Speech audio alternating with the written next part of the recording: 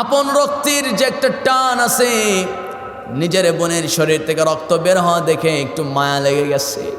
কাছে গেলেন, বোনকে একটু টেনে তুললেন, পানির ছিটা দিলেন, জ্ঞান ফিরে গেল। এরপরে বোনের দিকে তাকায় বলতেছে, বোন মারলাম, কিন্তু কথা হলো মনের মধ্যে একটু মায়া লেগে গেছে। বল তুই কি পড়তেছিস? মুহাম্মদ যে তোকে কোরআন শিক্ষা দিয়েছে, কই সেই কাগজের টুকরো, কই সেই কোরআনটা একটু দে তো, আমি একটু শুনবো। যেরকম আল্লাহু আকবার। আমার বন্ধুগণ, বোন চোখ দিয়া পানি ঝরতেছি, কেঁদে কেঁদে করলেন কি, পাশে সেই পশুর শুকনো সেরা এক টুকরো চামড়ার ভিতরে 4টা আয়াত, সূরা তাহার মাত্র 4টা আয়াত লেখা। আমার বন্ধুগণ কোরআনের আয়াতটা উঠায় নিলেন, বুকে জড়ায় ধরলেন, ধুলোবালিগুলো পরিষ্কার করলেন, মুখে চুমু দিলেন। যত্ন করা দেখে ওমরের মনের মধ্যে আরো মায়া বেড়ে গেল। কি আছে লেখা ওই জায়গায়, দে আমি একটু পড়ি। না ভাই, এটা তো পড়া যাবে না। এই কিতাব যার পক্ষ থেকে আসছে, এই কিতাব এই আয়াতগুলো যার পক্ষ থেকে আসছে, তার পক্ষ থেকে একটা নির্দেশ আছে। কি নির্দেশ? ইন্নাহু লাকুরআনুন কারীম ফি কিতাবিম মাকনুন লা ইয়ামাসসুহু ইল্লাল মুতাহহারুন। জোরে বলুন আল্লাহু আকবার। যে আল্লাহ এই কিতাব নাজিল করেছেন, সে আল্লাহর একটা নির্দেশ, সেটা হলো আল্লাহ নির্দেশ দিয়েছেন লা ইয়ামাসসুহু ইল্লাল মুতাহহারুন, অবশ্য পবিত্রতা অর্জন না করে অপরিচ্ছন্ন অবস্থায়, অপবিত্রতা অবস্থায় কোরআনটাই স্পর্শ করা যাবে না। ও ভাই, ফরজ গোসলটা সেরে নে, ওযু বানায় নে, এরপরে আমি তোর হাতে এই কিতাবটা দেব। এই টুকরো কাগজের টুকরোটাই, চামড়ার টুকরোটা আমি তোর হাতে দেব। ওমরে ফারুকের মনের মধ্যে বড় মায়া শুরু হয়ে গেছে। ওমরে ফারুক রাদিয়াল্লাহু তাআলা আনহু ফরজ গোসল সেরে ফেললেন, ওযু বানায়া বোনের সামনে দাঁড়ায় গেছে, বোন এবার দে, কই সেই চামড়ার টুকরো দে, আমি একটু পড়ি। যেই না চামড়ার টুকরাটা হাতের মধ্যে নিয়েছেন, চামড়ার সেই টুকরো হাতের মধ্যে নিয়ে ওমরে ফারুক রাদিয়াল্লাহু তাআলা আনহু মনে মনে পড়া শুরু করলেন, আর চোখ বেয়ে বেয়ে টপ টপ করে পানি পড়তেছে। জোরে বলি আল্লাহু আকবার। إن الحمد لله الأكرم الذي خلق الإنسان وكرم وعلمه من البيان ما لم يعلم فسبحان الذي لا يحصى امتنانه باللسان ولا بالقلم نشهد أن لا إله إلا الله وحده لا شريك له ونشهد أن سيدنا وحبيبنا ومولانا محمدا عبده ورسوله الذي أرسله بالحق بشيرا ونذيرا وداعيا إلى الله بإذنه وسراجا وقمرا منيرا فقد قال الله تبارك وتعالى في كلامه المجيد وفرقانه الحميد সবাই বলুন আউযু বিল্লাহি মিনাশ শাইতানির রাজিম বিসমিল্লাহির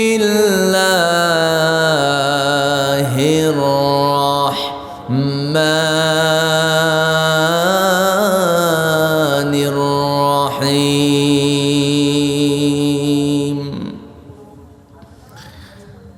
وإذا سألك عبادي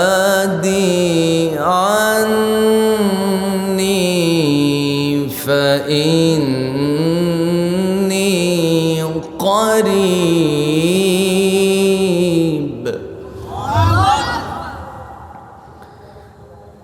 وإذا سألك عبادي عبادي عني فإني قريب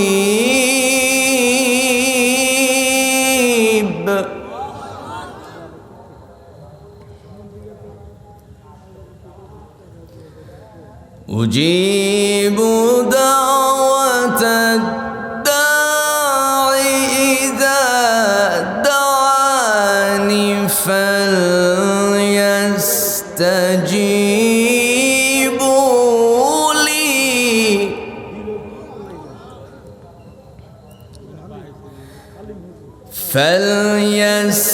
فليستجيبوا لي وليؤمنوا بي لعلهم يرشدون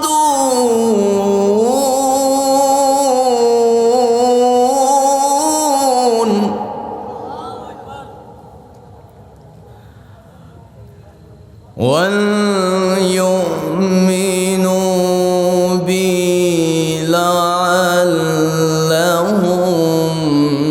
يرشدون. الله أكبر. بسم الله الرحمن الرحيم. إن الله وملائكته يصلون على النبي يا أيها الذين آمنوا صلوا عليه وسلموا تسليما. এজন্য আল্লাহ রাব্বুল আলামিন আমার নবীকে সুন্দর করে জানায় দিচ্ছেন, হে নবী আপনি সুন্দর করে মানুষকে বুঝান, সুন্দর করে দাওয়াত দেন। উদউ ইলা সাবিলি রাব্বিকা বিল হিকমাতি ওয়াল মাউইযাতিল হাসানাহ ওয়াজাদিলহুম বিল্লাতী হিয়া আহসান ইন্না রাব্বাকা হুয়া আ'লামু বিমান দাল্লা আন সাবিলিহি ওয়া হুয়া আ'লামু বিল মুহতাদিন। জোরে বলুন আল্লাহু আকবার। হে নবী আপনি প্রজ্ঞা এবং বুদ্ধিমত্তার সাথে মানুষকে সৎ উপদেশ দেন। আপনি খারাপটাকে দূর করেন ভালো কাজের দ্বারা। কেউ আপনাকে গালি দিয়েছে, কেউ আপনাকে বকা দিয়েছে, আপনি পাল্টা বকা দিলেন। কেউ আপনাকে অশ্লীল বাক্য ইউজ করে আপনাকে খারাপ ভাষায় বকাবকি করলো, আপনি নামাজ পড়েন, আপনিও অশালীন ভাষায় পাল্টা জবাব দিলেন না। এটা নামাজি ইমানদার বান্দার গুণ হতে পারে না। আপনাকে গালি দিল, আপনি পাল্টা গালি না দিয়ে কি করবেন? আল্লাহ তাও বলছেন وعباد الرحمن الذين يمشون على الأرض هونا وإذا خاطبهم الجاهلون قالوا سلاما। জোরে বলুন আল্লাহু আকবার। কেউ আপনাকে পায়ে পড়া দিয়ে যদি ঝগড়া করতে আসে, কোন মূর্খ ব্যক্তি, আল্লাহ শেখায় দিচ্ছেন বান্দা এমন সময় তুমি পাল্টা জবাব না দিয়ে তাকে সালাম দিয়ে সেখান থেকে তুমি কাম ব্যাক করো। আমার বন্ধুগণ, নবীকে আল্লাহ কি দায়িত্ব দিয়েছেন শুনুন। মহান রব্বুল আলামিন বলছেন ইয়া আইয়ুহান নাবিয়্যু ইন্না আরসালনাকা শাহিদান ওয়া মুবাশশিরান ওয়া নাযীরা ওয়া দা'iয়ান ইলা আল্লাহি বিইذনিহি ওয়া সিরাজাম মুনীরা। জোরে বলুন আল্লাহু আকবার। আল্লাহ বলছেন হে নবী আমি আপনাকে পাঠিয়েছি মানুষকে আপনি এই কোরআন থেকে দাওয়াত দেবেন, মানুষকে জান্নাতের সুসংবাদ দেবেন, জাহান্নামের ভয় দেখাবেন। কি কাজ করলে জান্নাতে যাবে, কি কাজ করলে জাহান্নামে যাবে, এই বিষয়গুলো মানুষের সামনে আপনি উপস্থাপন করবেন। শুধু তাই নয়, আল্লাহ সুন্দর করে বলছেন, ওই ব্যক্তির চেয়ে শ্রেষ্ঠ আর কে হতে পারল? ওই ব্যক্তির চেয়ে শ্রেষ্ঠ এবং উত্তম কথার কার হলো? যে ব্যক্তি বলে ওয়ামান আহসানু কওলাম মিম্মান দাআ ইলাল্লাহি ওয়া আমিলা আমালান সালিহান ওয়া ক্বালা ইন্নানি মিনাল মুসলিমিন। জোরে বলি আল্লাহু আকবার। আল্লাহ বলছেন, ওই ব্যক্তির চেয়ে উত্তম কথার কার হলো? যে বলে, যে কিনা মানুষকে আল্লাহর দিকে আহ্বান করে, নিজে আল্লাহর কাজ করে, সৎ কাজে আদেশ দেয়, নিজেও সৎ কাজ করে। এবং তাকে যখন প্রশ্ন করা হয়, বেটা ও ভাই, তুমি আল্লাহর দিকে মানুষকে ডাকো, নিজেও আল্লাহর কাজ করো, মানুষকে সৎ কাজে আদেশ দাও, নিজেও সৎ কাজ করো, তোমার পরিচয়টা কি বলো? সঙ্গে সঙ্গে আউল ফাউল যেন তেন পরিচয় না দিয়া ওই বান্দা পরিচয় দেয়, ইন্নানি মিনাল মুসলিমিন, আমার পরিচয় মুসলমান। সুবহানাল্লাহ বলবেন না? আমার পরিচয় কি? নাকি আহলে হাদিস, হানাফি, লামাজাবি? আমার পরিচয় আমি লামাজাবি নয়, আমার পরিচয় ওহাবি, সুন্নি, আহলে হাদিস, হানাফি, এসব শিয়া সুন্নি, এসব আমার পরিচয় হতে পারে না। আজকে আমরা বিভিন্ন দলে বিভক্ত হয়ে গেছি, যার কারণে আমার বন্ধুগণ ইহুদি খ্রিস্টানরা জোট বেঁধে ইরানকে বম্বিং করে, ইরানকে ধ্বংস করার পায়তারা করেছে। আর আমার দেশে ফতুয়াবাজি হয়, ইরান মরলে মরুক। নাউজুবিল্লাহ কবেন না? আর একটু জোরে বলি নাউজুবিল্লাহ। ইরান মরলে মরুক কেন? ওরা শিয়া। বুঝতেছেন কথা? ওরা শিয়া। সম্মানিত ভাইয়েরা, শিয়া, সুন্নি, ওহাবি, আহলে হাদিস, হানাফি, কওমি, আলিয়া, জামাত, চরমনায়, হেফাজত, খেলাফত, বিভিন্ন দলে বিভক্ত করেছে আমাদেরকে একটা শ্রেণী। এই বিভক্ত করে এক এক করে মুসলমানদেরকে শেষ করছে। আর কিছু আলেম ফতুয়াবাজি করা ছাড়া তাদের আর কোনো গতি নাই। ঠিক কিনা? কোনো ফতুয়াবাজি চলবে না। আগে দেখতে হবে লোকটা রব হিসাবে কাকে মানে। যদি তার রব একজন, সেই মহান রব যদি হয়ে থাকে, আল্লাহ তাআলা যদি তার রব হয়ে থাকে, তাহলে সে আমার ভাই। কোরআন যদি তার কিতাব হয়, সে আমার ভাই। আমার নবী যদি তার নবী হয়ে থাকে, সে আমার ভাই। তাকে রক্ষার জন্য প্রয়োজনে জীবন দেব, উচ্চস্বরে স্লোগান তুলব, কিন্তু বিভেদ সৃষ্টি করা কোনো ইমানদারের কাজ হতে পারে না। আসতে কবেন না, ঠিক কিনা? এক হয়ে থাকতে হবে। আওয়ামী লীগ, বিএনপি, জামাত, জাতীয় পার্টি, এনসিপি, দলে দলে আমরা বিভক্ত হয়ে গেছি। বাপ করে এনসিপি, দাদা করে বিএনপি, ছেলে করে হলো জামাত। বুঝতেছেন কথা? এই দ্বন্দ্ব, সারাদিন চিল্লা চিল্লি বাড়িতে আছে না? এগুলো এই কাজগুলো করা যাবে না। সম্মানিত ভাইয়েরা, তাকেই আমরা সাপোর্ট দেব যে কোরআন মানে। ঠিক কিনা?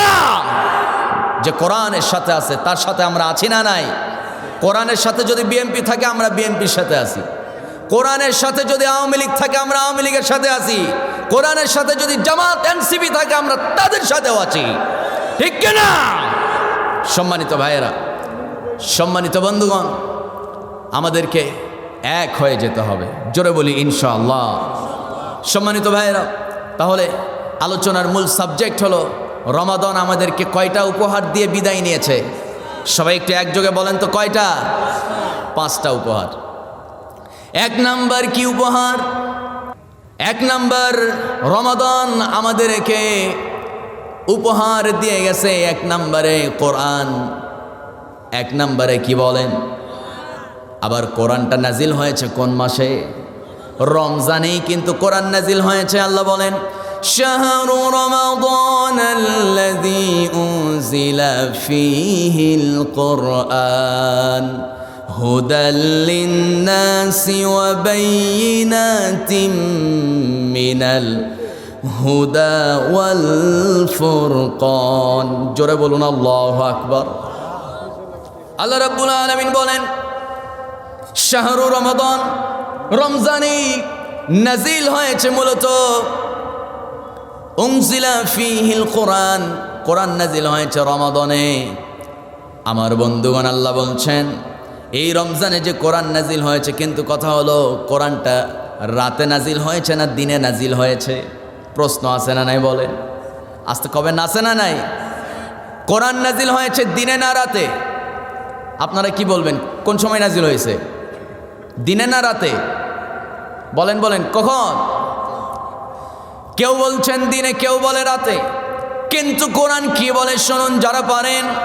খুবই কমন আয়াত, ঠোঁটের আয়াত, যারা পারেন বলুন, ইন্না আনজালনাহু ফি লাইলাতিল কদর ওয়া মা আদরাকা মা লাইলাতুল কদর লাইলাতুল কদরি খায়রুম মিন আলফি শাহর তানাজ্জালুল মালাইকাতু ওয়ার রূহু ফিহা বিইذনি রাব্বিহিম মিন কুল্লি আমর সালামুন হিয়া হাত্তা মাতলাইল ফজর।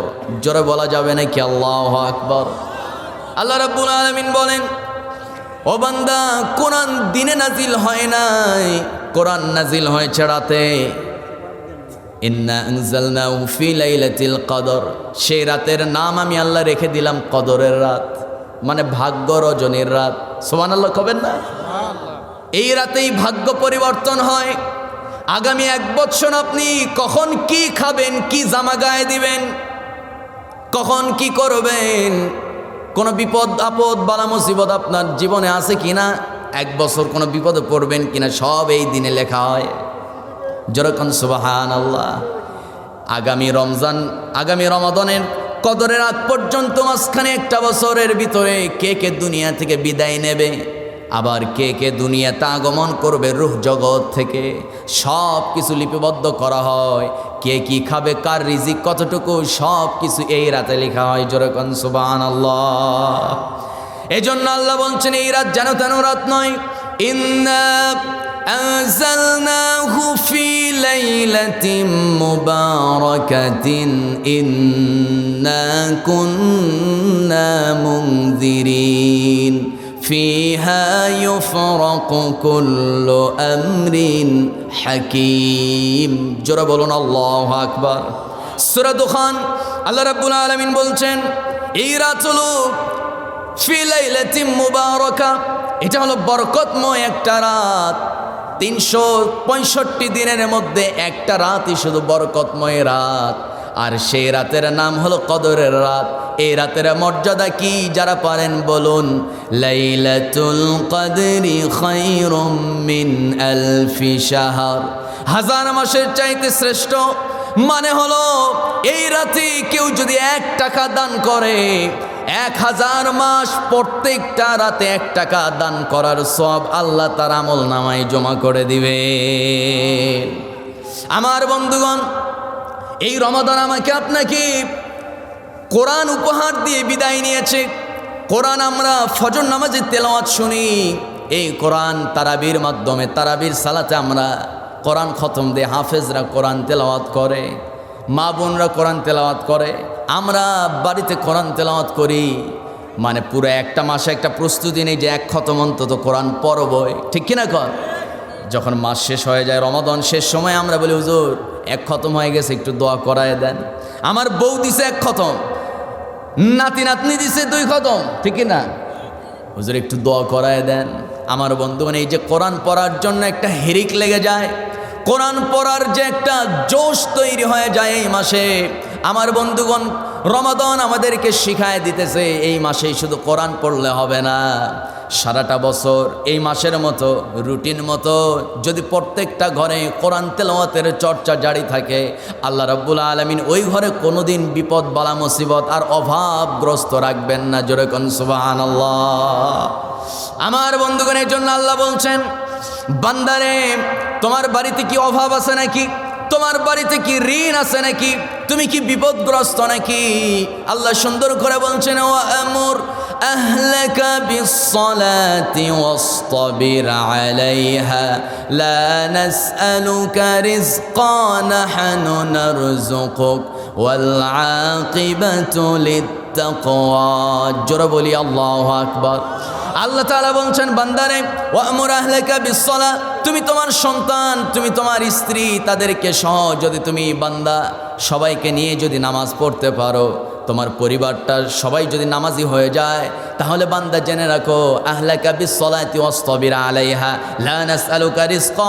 যার স্ত্রী নামাজি হয়ে গেছে, যার সন্তান নামাজি হয়ে গেছে, নিজেও নামাজ আদায় করে এবং কোরআন তেলাওয়াতের চর্চা করে, আল্লাহ বলেন লা নাসআলুকা রিজকা, এই সমস্ত বান্দা বান্দিদেরকে কোনোদিন আমি আল্লাহ অভাব আর বিপদ দিয়ে কষ্ট দিব না। পিছনের ভাইরা সুবহানাল্লাহ আওয়াজ নাই? যুবক ভাইরা একটু জোরে বলি না সুবহানাল্লাহ। এক যুবক বলতেছে, হুজুর একটু দোয়া করে দেন যেন বিয়ে করতে পারি। বুঝতেছেন কথা? কিন্তু খুব অভাব। আমার বন্ধুগণ, সালাত আদায় করেন, কোরআন তেলাওয়াতের চর্চা করেন, বেশি লাগবে না, 5 ওয়াক্ত নামাজ নিয়মিত আদায় করেন। 5 ওয়াক্ত নামাজ শেষ করার পর প্রত্যেক ওয়াক্তে নামাজ শেষ করে কোরআন মসজিদে, প্রত্যেক মসজিদে কোরআন কিন্তু থাকেই, অন্তত বেশি না পারলে অন্তত প্রত্যেক ওয়াক্তে 5 আয়াত করে পড়েন। দিনে 25 আয়াত হয়ে যাবে। কয় আয়াত হবে? 25 আয়াত হয়ে যাবে। এই যে কোরআন তেলাওয়াতের চর্চা শুরু করে দিলেন, লা নাসআলুকা রিজকা, কোনোদিন রিজিকের অভাবে থাকবেন না। আল্লাহু আকবার। এই ওয়াদা কার? আস্তে কবে না, ওয়াদাটা কার? আমার দেশে কতজন কত কিছুর ওয়াদা দেয়, যে নির্বাচনে জয়ী হলে এ কার্ড ও কার্ড, এই দেব সেই দেব, রাস্তা হবে, স্কুল হবে, কলেজ হবে, ওয়াদা আছে না নাই? কাজের বেলায় কিছুই নাই। সম্মানিত বন্ধুগণ, সম্মানিত ভাইরা, কিন্তু আল্লাহর ওয়াদা কখনো কি মিস হতে পারে নাকি? আল্লাহ যা ওয়াদা দেন, মিথ্যা কোনো প্রতিশ্রুতি দেন নাকি? দেয় না। আল্লাহ যা ওয়াদা দেন তাই বাস্তবায়ন করেন। সম্মানিত ভাইয়েরা, আমার বন্ধুগণ, আমার ভাইয়ের একটু কান লাগান। যুবক ভাইদেরকে বিশেষ করে বলবো, কোরআনটা নিয়মিত তেলাওয়াত করেন, সালাতটা আদায় করেন। আল্লাহর কসম করে বলি, যে যুবক নিয়মিত কোরআন তেলাওয়াত করবে এবং সালাত আদায় করবে, আল্লাহর কাছে যা চাবে তাই পাবে। নেককার স্ত্রী এবং বিয়ে শাদীর জন্য কাউকে বলতে হবে না, আল্লাহই সব জুটায় দিবে। আরেকটু জোরে বলি সুবহানাল্লাহ। তাহলে রমাদান আমাদেরকে 1 নম্বরে যে উপহার দিয়ে বিদায় নিল, সেটার নাম কি? আসতে বলবেন কি নাম? কোরআন। আমার বন্ধুগণ, কোরআন কেন নাজিল হলো, কি জন্য নাজিল হলো, আল্লাহ তো তাও সুন্দর করে জানিয়েছেন। যারা পারেন ঠোঁট মিলিয়ে মিলিয়ে পড়ুন। আল্লাহ বলছেন, আলিফ লাম রা কিতাবুন আনসালনাহু ইলাইকা লিতুখরিজান নাসা মিনাজ-যুলুমাতি ইলান নূর। জোরে বলি আল্লাহু আকবার। আল্লাহ রাব্বুল আলামিন বলেন, হে নবী, এই কোরআন নাজিল করেছি উদ্দেশ্য যেন তেন উদ্দেশ্য না। কোরআন নাজিলের উদ্দেশ্য মাত্র একটা। সিরাজগঞ্জবাসী আওয়াজ করে বলতে হবে, কোরআন নাজিলের উদ্দেশ্য কয়টা? একটা মাত্র উদ্দেশ্য।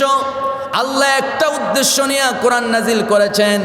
আল্লাহ রাব্বুল আলামিন বলেন, লিতুখরিজান নাস মিনাজ-যুলুমাতি ইলান নূর। হে নবী, যেন আপনি কোরআন নামক কিতাব দিয়া অন্ধকারে নিমজ্জিত জুলমিয়াতের পথে থাকা মানুষগুলোকে যেন আলোর রাস্তা দেখায় দিতে পারেন, জান্নাতের রাস্তা দেখায় দিতে পারেন, পথ ভোলা মানুষদেরকে যেন পথের সন্ধান দিতে পারেন। এজন্যই মূলত আমি এই কিতাব নাজিল করেছি। আরেকটু আসতে বলি সুবহানাল্লাহ। তাহলে কোরআন নাজিল হয়েছে মানুষকে পথ দেখানোর জন্য। ওই পথ যেন তেন পথ নয়, ওই পথ হলো আল্লাহর পথ, ওই পথ হলো জান্নাতের পথ। সুবহানাল্লাহ।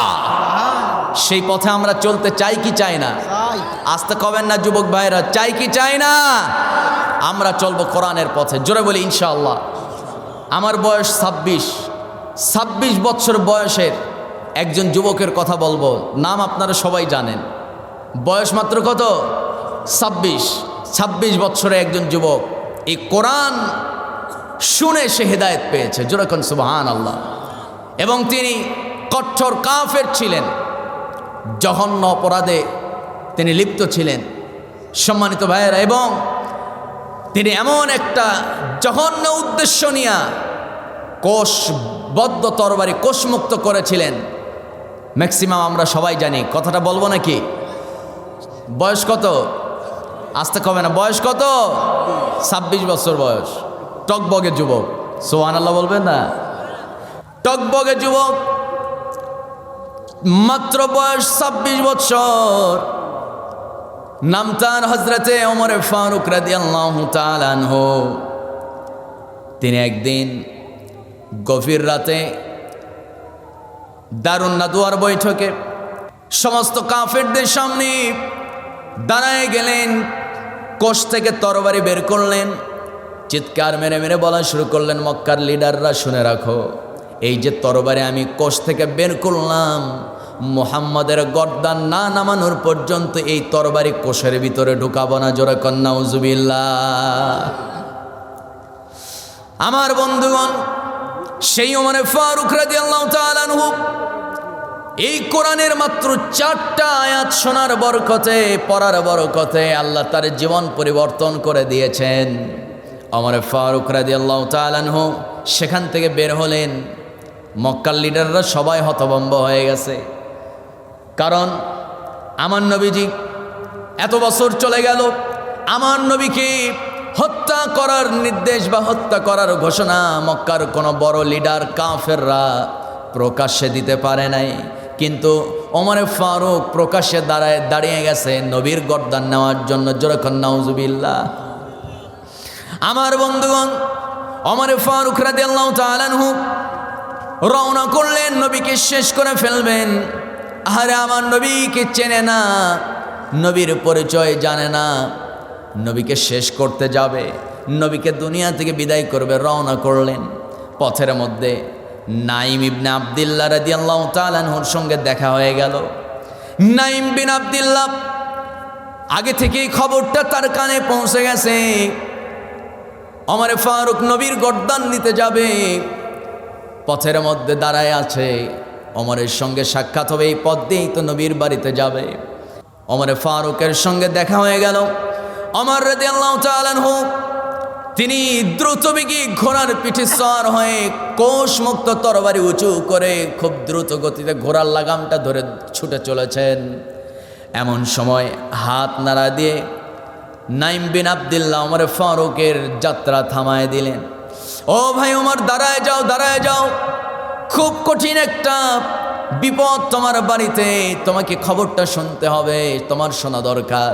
ওমর ফারুক ব্রেক মারলেন, থামিয়ে গেলেন, ঘোড়াটা থামায় দিলেন। নাইম বিন আব্দুল্লাহকে জোর গলায় বললেন, নাইম বিন আব্দুল্লাহ কি হয়েছে বল। হযরত নাইম বিন আব্দুল্লাহ একটু সময় নিলেন, একটু পেঁচানো শুরু করলেন, কারণ তার সঙ্গে যত সময় কথা হবে ততটা তাকে আটকে রাখা যাবে। কেমনে তাকে আটকানো যায়, কেমনে নবীকে বাঁচানো যায়, এই টেনশনে নাইম বিন আব্দুল্লাহ পেরেশান হয়ে গেছে। আমার বন্ধুগণ, হযরত নাইম বিন আব্দুল্লাহ বলছেন, ওরে ওমর, এত দ্রুত বেগে ঘোড়ার পিঠে সওয়ার হয়ে কোথায় তুমি রওনা করছো? ওমর ফারুক চিৎকার মেরে মেরে বলছেন, নাইম বিন আব্দুল্লাহ, দেরি করিস না, কি হয়েছে বল। আমি তো যাচ্ছি মুহাম্মদের গর্দান নেবার জন্য, মুহাম্মদকে দুনিয়া থেকে বিদায় করে ফেলবো। হযরত নাইম বিন আব্দুল্লাহ বলছেন, মুহাম্মদকে দুনিয়া থেকে বিদায় করার আগে তুমি কি তোমার ঘরের খবর নিয়েছো নাকি? কি খবর বলো। তোমার ঘরে তোমার বোন ফাতেমা এবং তোমার দুলাভাই সাঈদ, সে দুজন মিলে ইসলাম গ্রহণ করেছে, তাদের বাড়িতে কোরআন তেলাওয়াতের চর্চা হচ্ছে। তোমার বোন জামাইয়ের বাড়িতে কোরআন তেলাওয়াত হতেছে, মুহাম্মদের উপরে নাজিল হওয়া তার রবের নাজিলকৃত কিতাব কোরআনের তেলাওয়াত চলতেছে। ওমর ফারুকের মেজাজ গরম হয়ে গেল। নাইম বিন আব্দুল্লাহ বলছেন, মুহাম্মদের গর্দান পরে নাও, আগে নিজের ঘর সামলাও। যেরকম আল্লাহু আকবার। আরেকটু আস্তে বলি, আল্লাহু আকবার। আমার বন্ধুগণ, ওমর ফারুকের মেজাজ গরম হয়ে গেছে। ঘোড়ার লাগামটা ধরে ঘোড়াটা ঘুরায় ফেললেন। দুলাভাই ভগ্নিপতির বাড়ির দিকে রওনা করলেন। বাড়ির কাছে যাওয়ার পর খেজুর পাতার বানানো বেড়ার ঘর, সাইডে দাঁড়ানো মাত্র আমার বন্ধুগণ, ভিতরে কোরআন তেলাওয়াতের আওয়াজ তার কানকে ভারী করে তুলল। মেজাজ গরম হয়ে গেছে। খেজুর পাতার বানানো বেড়ার ঘর, বেড়ার দরজা টান মেরে ভেঙে ফেললেন। টান মেরে ভিতরে ঢুকে পড়লেন। ইতিমধ্যেই খবর চলে আসছে, খবর পেয়ে গেছে আগেই। হযরত খাব্বাব রাদিয়াল্লাহু তাআলা আনহু ভিতরে কোরআন তেলাওয়াত শেখাচ্ছেন। বোন এবং ওমর ফারুকের বোন এবং বোন জামাইকে ফাতিমা এবং সাঈদ দুজন মিলে খাব্বাবের কাছে কোরআন তেলাওয়াত শিখতেছে। জোরে কোন আল্লাহু আকবার।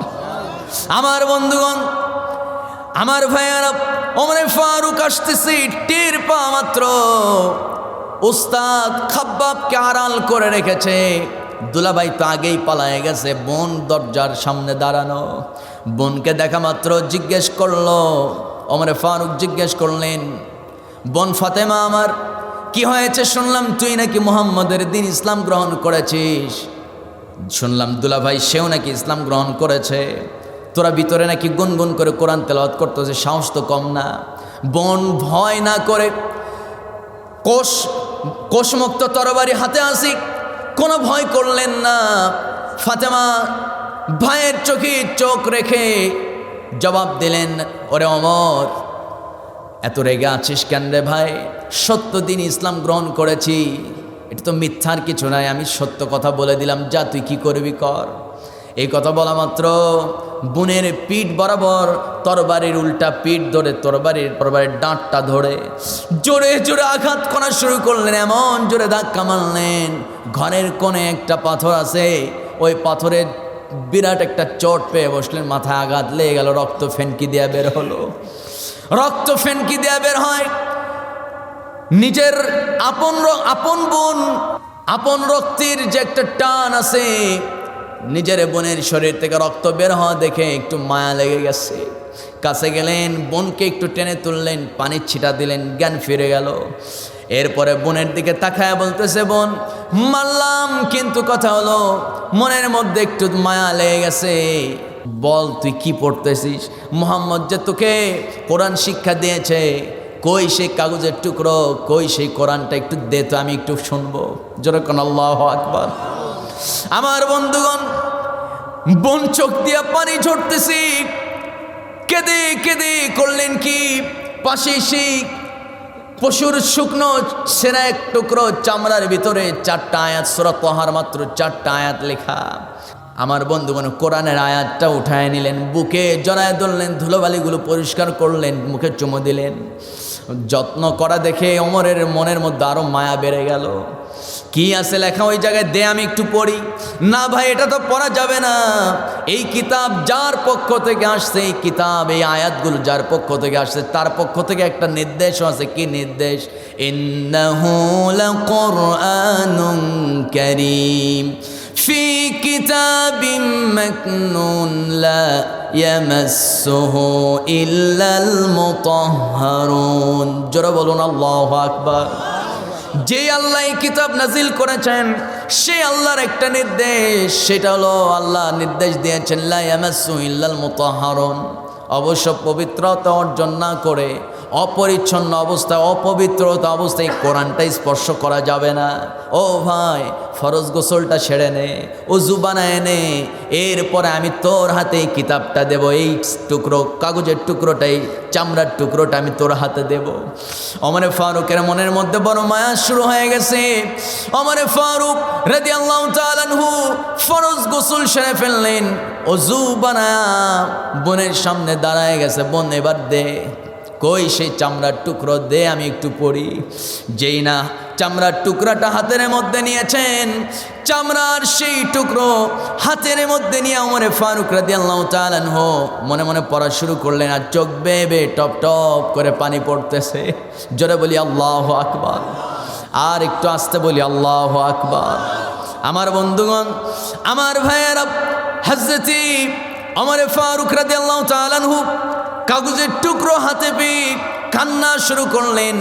পাশ থেকে খাব্বাব বের হয়ে আসছে, ফাতেমার স্বামী সাঈদ বের হয়ে আসছে। সবাই মিলে ওমরকে ঘিরে ধরছে, ওমরে ফারুক রাদিয়াল্লাহু তাআলা তার দিলটা নরম হয়ে গেছে। আমার ভাইয়েরা, ওমরে ফারুক রাদিয়াল্লাহু তাআলা এবার সবাইকে নিয়ে নবীর দরবারে হাঁটা শুরু করলেন, চলে গেলেন। আমার বন্ধুগণ, এই কথা বলার মূল উদ্দেশ্য হলো নবীর গর্দান যিনি নিতে গেছে, এক টুকরো চামড়া, শুকনো চামড়ার ভিতরে 4টা আয়াত তার জীবনকে পরিবর্তন করে দিয়েছে। জোরে কোন সুবহানাল্লাহ। আর একটু আসতে বলি সুবহানাল্লাহ। এই জন্য এই কোরআনটা আমাদের আঁকড়ে ধরার দরকার আছে না নাই? বলেন আসতে কবে না, আছে না নাই? এই কোরআন পড়ব তো ইনশাআল্লাহ। আর একটু জোরে বলি ইনশাআল্লাহ। আমার বন্ধুগণ, সেই 4টা আয়াতের মধ্যে শেষের 2টা আয়াতে কারিমা ওমরে ফারুকের দিলের মধ্যে বেশি নাড়া দিয়েছে। সে আয়াতটা হলো তানজিলাম মিম্মান খালাকাল আরদা ওয়াস সামাওয়াতিল উলা আর রহমানু আলাল আরশি ইস্তাওয়া লাহু মা ফিস সামাওয়াতি ওয়া মা ফিল আরদি ওয়া মা বাইনাহুমা ওয়া মা তাহতাস সারা। জোরে বলুন আল্লাহু আকবার। আল্লাহ রাব্বুল আলামিন বলছেন, তোমাদের রব রহমান, তিনি তার আরশ আজিমের উপরে সমাসীন, সপ্ত আকাশের উপর আরশ আজিমে বসে আছেন। লাহু মা ফিস সামাওয়াতি ওয়া মা ফিল আরদি ওয়া মা বাইনাহুমা ওয়া মা তাহতাস সারা। তিনি তো এই আসমান এবং জমিনটাকে সুন্দর করে সাজায় রেখেছেন। এরপরেও কি তোমাদের একটু চোখ কি খুলবে না? এই দুনিয়াটা কেমনে আল্লাহ পরিচালনা করছেন একটু কি চিন্তা করবে না? যেরকম আল্লাহু আকবার। ওমরে ফারুক চিন্তা করলেন, যার নির্দেশে পূর্ব দিগন্তে সূর্য ওঠে, পশ্চিম দিকে সূর্য ডোবে, আকাশে নক্ষত্রগুলো দিয়া যে আল্লাহ আকাশটাকে ডেকোরেশন করেন, রাতের আকাশকে, না জানি সেই আল্লাহ কতই না সুন্দর, কতই না চমৎকার, তার কথাগুলো কতই না দারুণ। মনের মধ্যে পরিবর্তন এসে গেছে।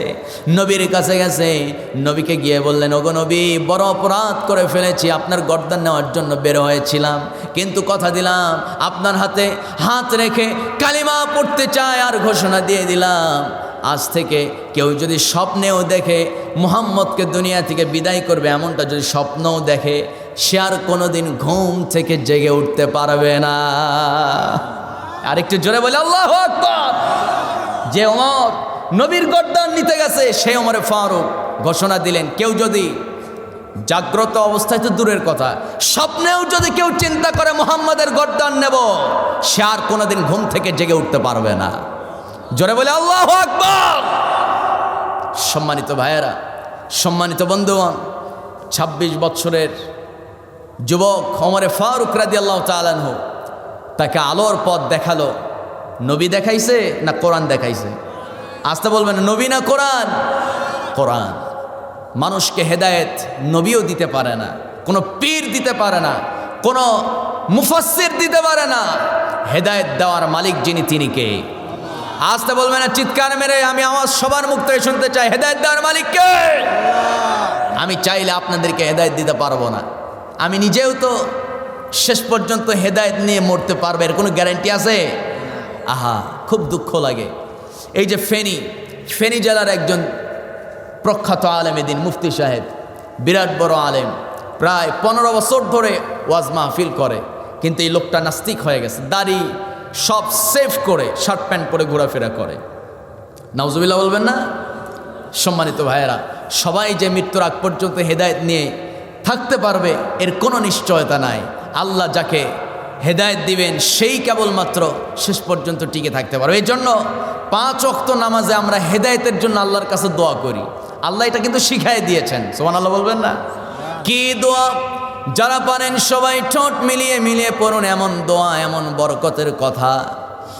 আমার বন্ধুগণ, এমন একটা সূরা, যেই সূরাকে বলা হয় উম্মুল কিতাব, কোরআনের মা বলা হয়। আমার বন্ধুগণ, সেই সূরার নাম সূরা ফাতিহা। যেই সূরা না পড়লে নামাজ হবে না।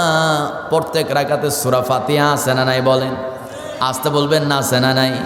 সূরা ফাতিহার প্রথম 3 আয়াত আল্লাহর প্রশংসা, মাঝখানের আয়াতটা হলো প্রশংসার এবং আল্লাহর কাছে দোয়া, 2টা মিলায়া লাস্ট 3 আয়াত আল্লাহ তাআলা বান্দাকে শিখাই দিচ্ছেন, বান্দা তুই এমনি এমনি আমার কাছে চা, কি চাবে? আল্লাহ সুন্দর করে বলছেন, সবাই বলুন, ইয়্যাকা না'বুদু ওয়া ইয়্যাকা নাস্তাঈন ইহদিনাস সিরাতাল মুস্তাকিম সিরাতাল লাযীনা আন'আমতা আলাইহিম গায়রিল মাগদুবি আলাইহিম ওয়ালাদ-দাল্লিন। আমিন। কি বলতে হবে? আমিন। আস্তে পড়েন আর জোরে পড়েন, দুটারই বিধান আছে, আছে কি না? এটা নিয়ে আবার ফেতনা আছে নাকি এলাকায়?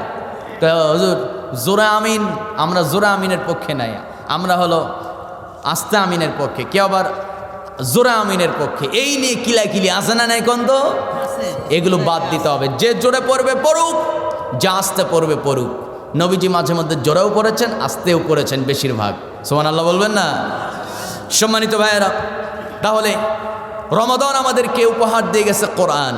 এই কোরআন শুধুমাত্র রমজানে পড়ব না 12 মাস? কত মাস? 12 মাস, পুরা মাস কোরআন পড়তে হবে। আল্লাহ তো নিজেই বলছেন, আফালা ইয়াতাদাব্বারুনাল কুরআনা আম আলা কুলুবিন আকফালুহা। কি হয়েছে তোমাদের? কোরআন পড়ো না কেন? তোমরা কেন কোরআন পড়ো না? কেন তোমরা পড়তেছো না? কেন অবহেলা করো? কেন তোমরা অলসতা করো? কোরআনটা পড়ো, কোরআন নিয়ে গবেষণা করো, কোরআন নিয়ে চিন্তা করো। কারণ কোরআন যে পড়বে সে তার রবের পরিচয় পেয়ে যাবে। আল্লাহ রাব্বুল আলামিন কত সুন্দর করে দারুণ একটা মেসেজ দিয়েছেন। যারা পারেন একটু ঠোঁট মিলিয়ে মিলিয়ে আমার সঙ্গে পড়ে নেন। ইকরা বিসমি রাব্বিকাল্লাযী খালাক খালাকাল ইনসানা মিন আলাক ইকরা ওয়া রাব্বুকাল আকরাম আল্লাযী আল্লামা বিল কলম আল্লামাল ইনসানা মা লাম ইয়ালাম। জোরে বলুন আল্লাহু আকবার। আমার বন্ধুগণ, আল্লাহ রাব্বুল আলামিন বলছেন, ইকরা পড়ো, বিসমি রাব্বিকাল্লাযী খালাক, পড়ো তোমার প্রভুর নামে, পড়ো তোমার রবের নামে, যিনি সৃষ্টি করেছেন জমাট বাঁধা রক্ত থেকে। জমাট বাঁধা রক্ত থেকে আমাকে আপনাকে সৃষ্টি যিনি করেছেন তিনি আমার কে? আমার ভাইয়েরা, আমার বন্ধুগণ, মায়ের রেহেমের ভিতরে কত সুন্দর করে আমাকে আপনাকে, হাতের জায়গায় হাত, পায়ের জায়গায় পা, কোথায় চোখ দিলে সুন্দর লাগবে বান্দাকে, আল্লাহ তাআলা কত সুন্দর করে চেহারাটা পেটের মধ্যে সাজায় নিলেন। একটা দিনের জন্য পায়খানা মুখের মধ্যে ঢুকলো না, পচা খাবার মুখের মধ্যে ঢুকলো না। মায়ের নাভির সঙ্গে আমাদের নাভির কি একটা অ্যাডজাস্ট, কি একটা সংযোগ করে দিয়েছেন আল্লাহ রাব্বুল আলামিন। আমার বন্ধুগণ, আমার ভাইয়েরা, এই যে সুন্দর করে আমাকে আপনাকে একেবারে পরিচ্ছন্ন খাবারের ব্যবস্থা করলেন যিনি মায়ের পেটে, তিনি আমার কে? আরেকটু জোরে বলুন, কে?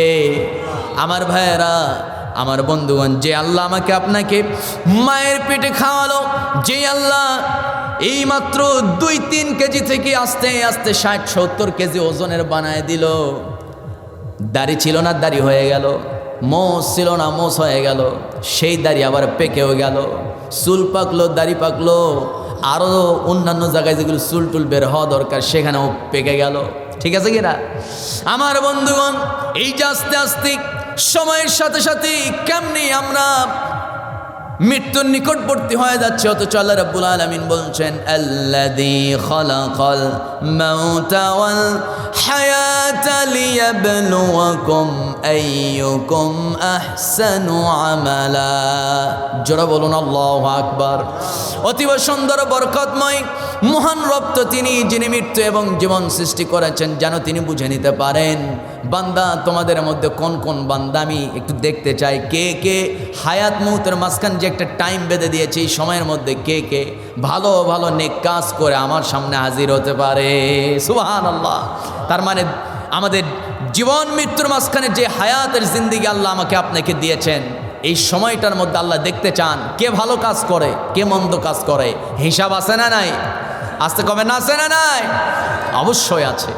আমার বন্ধুগণ, আল্লাহ রাব্বুল আলামিন মানুষকে প্রথম নির্দেশ নামাজের নির্দেশ দেয় নাই। আল্লাহু আকবার বলেন। প্রথম নির্দেশ নামাজ না, প্রথম নির্দেশ যাকাত নয়, প্রথম নির্দেশ জিকির আজগার নয়, প্রথম নির্দেশ সৎ কাজ নয়, প্রথম নির্দেশ জিহাদ না, হজ না, জাকাত না, দান সাদাকা না, বাপ মার খেদমত না। প্রথম নির্দেশটা কি? ইকরা বিসমি রাব্বিকাল্লাযী খালাক। প্রথম নির্দেশ হলো ইকরা, পড়ো। সুবহানাল্লাহি ওয়া বিহামদি। প্রথম নির্দেশ হচ্ছে পড়ো। না পড়লে জানবে কেমনে? না পড়লে এই কিতাব বিসমি রাব্বিকাল্লাযী খালাক, এই কিতাব যদি না পড়ো, রবের নামে এই কিতাব যদি না পড়ো, তাহলে তোমরা রবকে চিনবে কেমনে? রবকে না চিনে রবের ইবাদত করে কোনো মজা পাওয়া যাবে না। সুবহানাল্লাহ বলবেন না? রবকে কি আমরা চিনি নাকি? একটু জবাব দেন, আমরা কি আমাদের আল্লাহকে চিনি?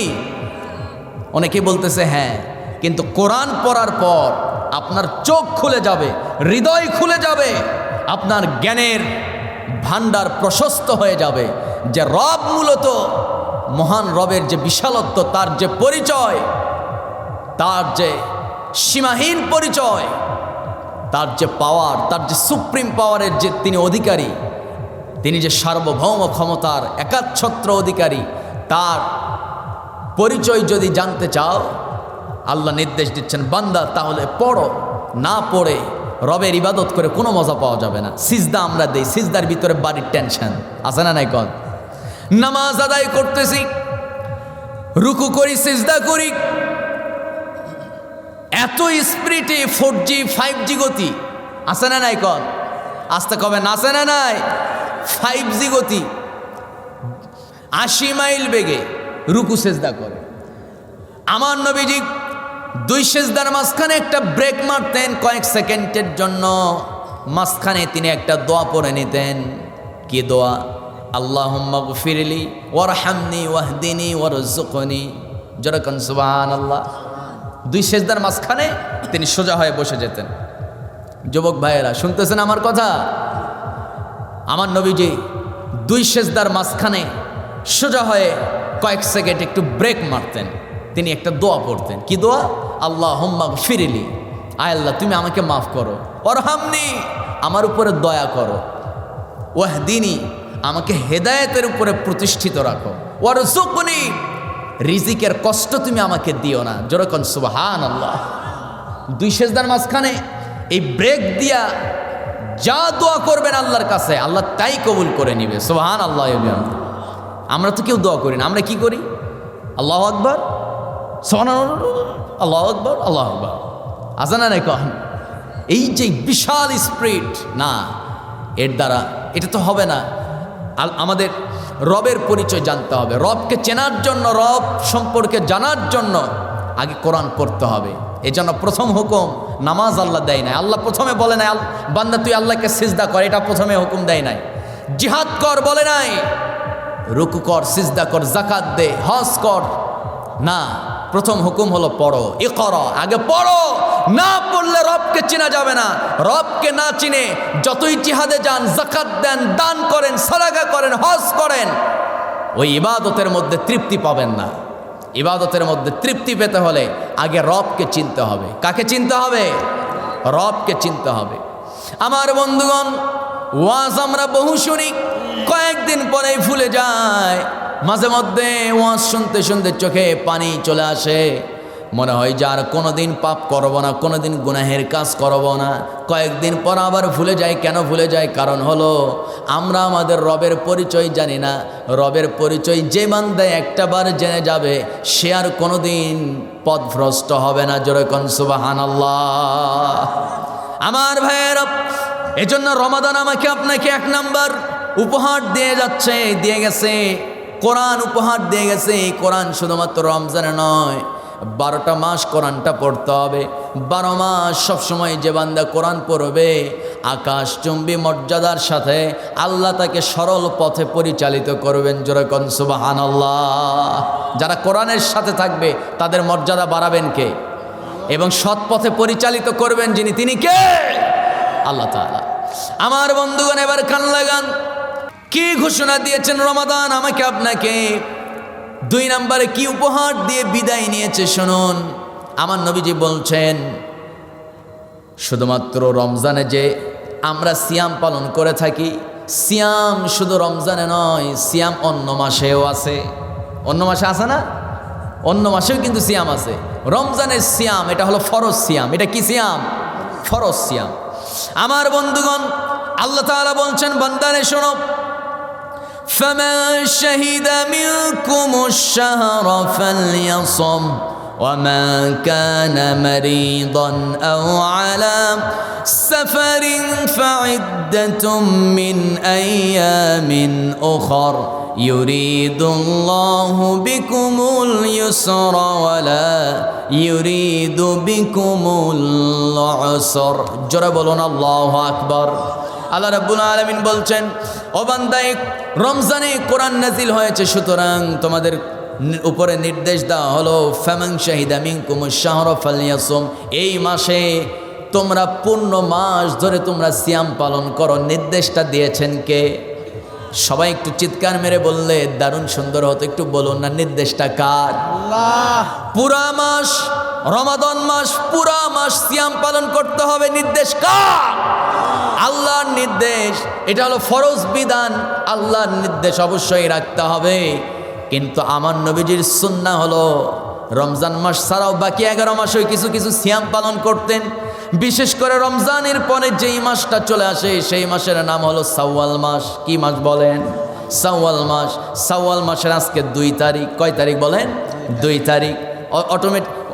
মোটামুটি 3 শাওয়াল এসেই গেছি। আমার বন্ধুগণ, নবীজি বলছেন, আন আইয়ুব আল আনসারী রাদিয়াল্লাহু তাআলা, আইয়ুব আল আনসারী রাদিয়াল্লাহু তাআলা তিনি বর্ণনা করছেন, আন্না রাসূলুল্লাহ সাল্লাল্লাহু আলাইহি ওয়াসাল্লাম, আমার নবীজি তিনি একদিন সাহাবীদেরকে ডেকে বলছেন, মান সামা রমাদান, কেউ যদি রমজান মাসে পূর্ণ মাস ধরে কেউ যদি সিয়াম পালন করে, সুম্মা তাবাহু সিত্তাম মিন শাওয়াল, এবং রমজান মাসের সিয়াম পরিপূর্ণ পালন করার পর কেউ যদি শাওয়াল মাসে সিত্তাম মিন শাওয়াল মাত্র গুনে গুনে 6টা সিয়াম পালন করতে পারে, কানা কাসিয়ামিদ দাহার, সে যেন পূর্ণ 1 বছর সিয়াম পালন করার সওয়াব পেয়ে গেল।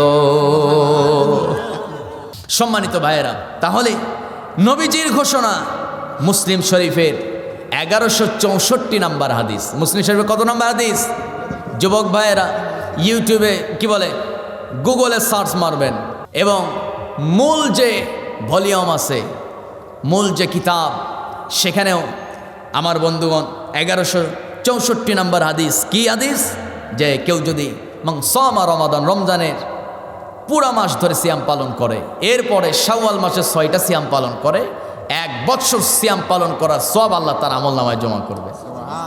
আওয়াজটা একটু কম হয়ে গেল। সম্মানিত ভাই, আমরা রাখবো তো ইনশাল্লাহ? কারা কারা নিয়ত করলাম দেখি তো একটু হাতগুলো। ওই যে উনি তো শেষ হয়ে গেছে, আল্লাহর এই ঘুমে কঠিন অবস্থা। হাত তুলছেন সবাই? হাত নামান। এই যে হাত তুলছেন, নিয়ত করলেন, সওয়াব কিন্তু পেয়ে গেছেন। সুবহানাল্লাহ কবেন না? স্পষ্ট হাদিস নবীজির, মুসলিম এবং বুখারীর বর্ণনায়, শুধু বান্দা মুসলমানরা শুধু নিয়ত করছে ভালো কাজের, সওয়াব টাটকা পেয়ে যাবে। সুবহানাল্লাহি ওয়া বিহামদি। সম্মানিত ভাইয়েরা, আমার বন্ধুগণ, শাওয়াল মাসে নবীজি 6টা সিয়াম পালন করতেন, এরপরে জিলকাদ মাস, তারপরে জিলহজ মাস। জিলহজ মাসের 9 তারিখ আরাফার দিন, এই দিনেও নবীজি সিয়াম পালন করতেন। মুসলিম শরীফের 1162 নম্বর হাদিস, নবীজি বলেন, সিয়ামু ইয়াউমি আরাফা আহতাসিবু আলাল্লাহ আইয়ুকাফিরা আস-সানাতাল্লাতী ক্বাবলা ওয়াস-সানাতাল্লাতী বা'দা। কোনো বান্দা যদি, কোনো ব্যক্তি যদি আরাফার দিনে 9 জিলহজের এই দিনে কেউ যদি মাত্র 1টা সিয়াম পালন করতে পারে, আইয়ুকাফিরা আস-সানাতাল্লাতী ক্বাবলা, পূর্বের 1 বছরের গুনাহ আল্লাহ মাফ করে দিবে। শুধু তাই নয়, পূর্বের 1 বছরের গুনাহ শুধু নয়, আল্লাহ রাব্বুল আলামিন বলছেন ওয়াস-সানাতাল্লাতী বা'দা, আগামী 1 বছর বাঁচবে এমন কোনো গ্যারান্টি নাই। আগামী 1 মাস বাঁচবে তারও গ্যারান্টি নেই, 1 দিন বাঁচবে এর কোনো গ্যারান্টি আছে নাকি?